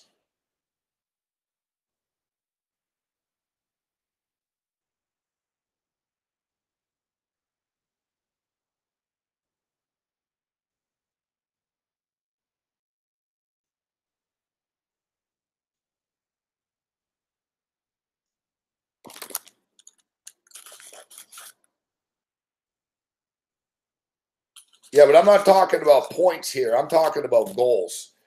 Although you're right about Russia, the team total points.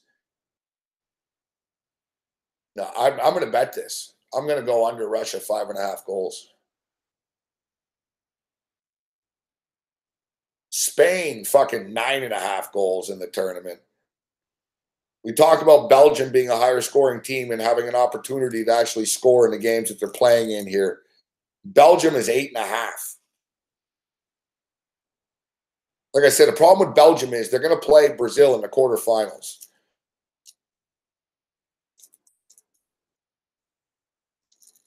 England, 7.5 goals. I'm not so sure they fucking score that much. Colombia, 5.5. I think that could be a little low, actually. And I'm getting a little tired now and burnt out. My mind's fried. I've been staring at this computer for fucking all day. Every day.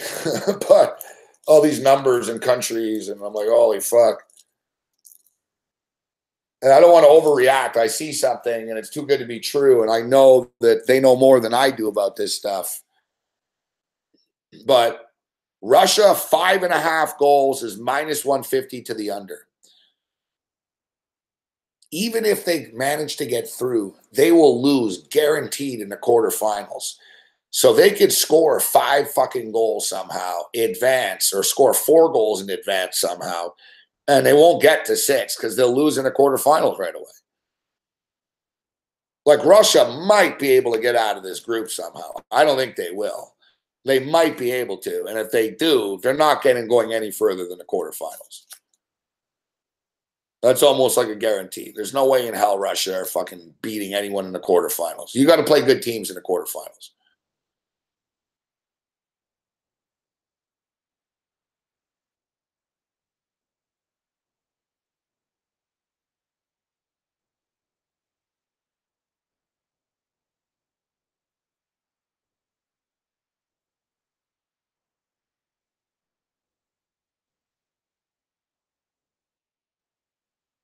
I like that.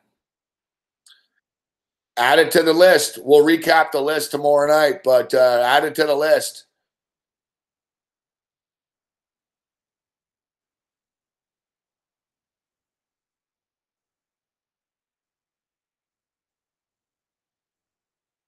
No, I'm not taking Gabriel Jesus Fernandez.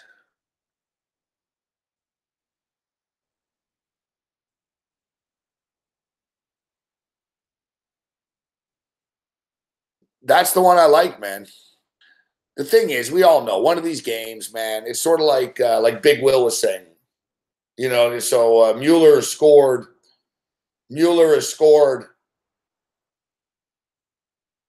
But they were involved in a couple of blowouts, right? One of those blowout games, man, and you know,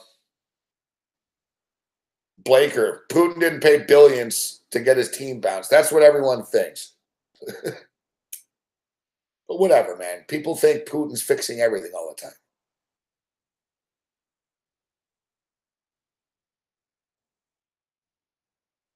You know, Big Man brought it up today. I don't know if it's a coincidence that 2 Muslim teams got into his group. Of course, when Mo Salah got hurt, oh yeah, Russia paid off the fucking Spanish guy somehow because the Spanish guy is going to take a bribe from Russia to hurt an Egyptian guy. Like really, like people like really, man. People like have fucking Putin Noya. Putinoia. That should be a word. I should copyright that. It's not paranoia. Putinoia. Putinoia.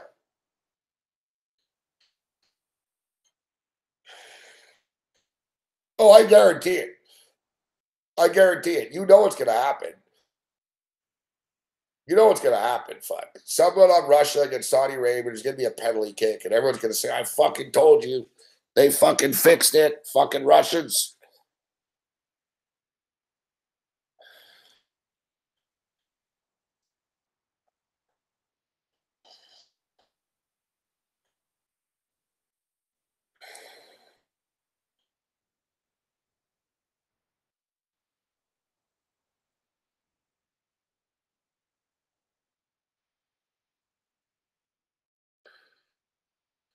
Chance Briggs, holy shit. You're getting a little hard here. Peru, Denmark. No, that's too complicated for me, Chance Briggs. Too complicated. Like you said, that's not what Bobby Riggs wouldn't approve of that.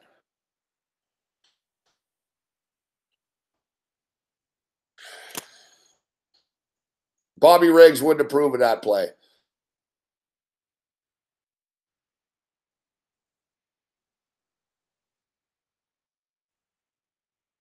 You know, half goals and all this.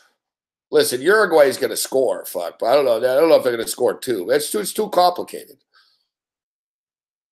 I'm not telling you not to play it. I'm not telling you not to play it. I'm just stating that, you know, I'm looking at this and I'm like, oh, man, I don't want to be stressing out how many goals were in the first half and this and fucking, you know, I'm trying to stay away from that.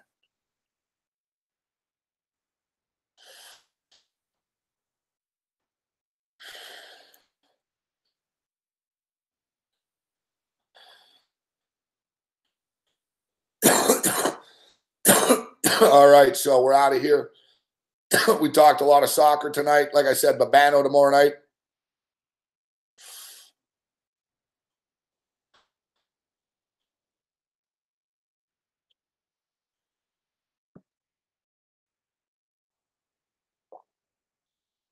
Yeah, corner kicks. Corner kicks. What's up, Loretti? Good to see you, buddy. Corner kicks are something I like to bet on in game. I like to bet the corner kicks in game. I like to bet the yellow cards for the games too. I'll be betting props and shit. We'll be, you know, it's going to be fucking a month of really degenerate gambling going on. And then we'll bitch about the games at night and preview the games in the morning. CFL, though, talk tomorrow, too. So we got World Cup soccer and CFL talk tomorrow night. Babano. And we'll crank out some more soccer talk. We appreciate you joining us. Give us a thumbs up. Support SBR. Watch all the programs tomorrow on SBR. And all you guys looking for a sports book, no better time in the World Cup right now to, you know, sign up with a book, get a deposit bonus, and crush these parlays that we just shared with you. Follow me on Twitter at SportsRage. You can also get me over at patreon.com/SportsRage. I'll be on the Fantasy Sports Network.com/radio tomorrow at 4 o'clock and iHeart and all that stuff. Breaking it down. Mark Lawrence will join us. We got Dan Daly, great golf handicapper, joining us tomorrow as well. We'll see you tomorrow night. Other than that, you're on your own. May the winners be yours. The countdown to the cup continues.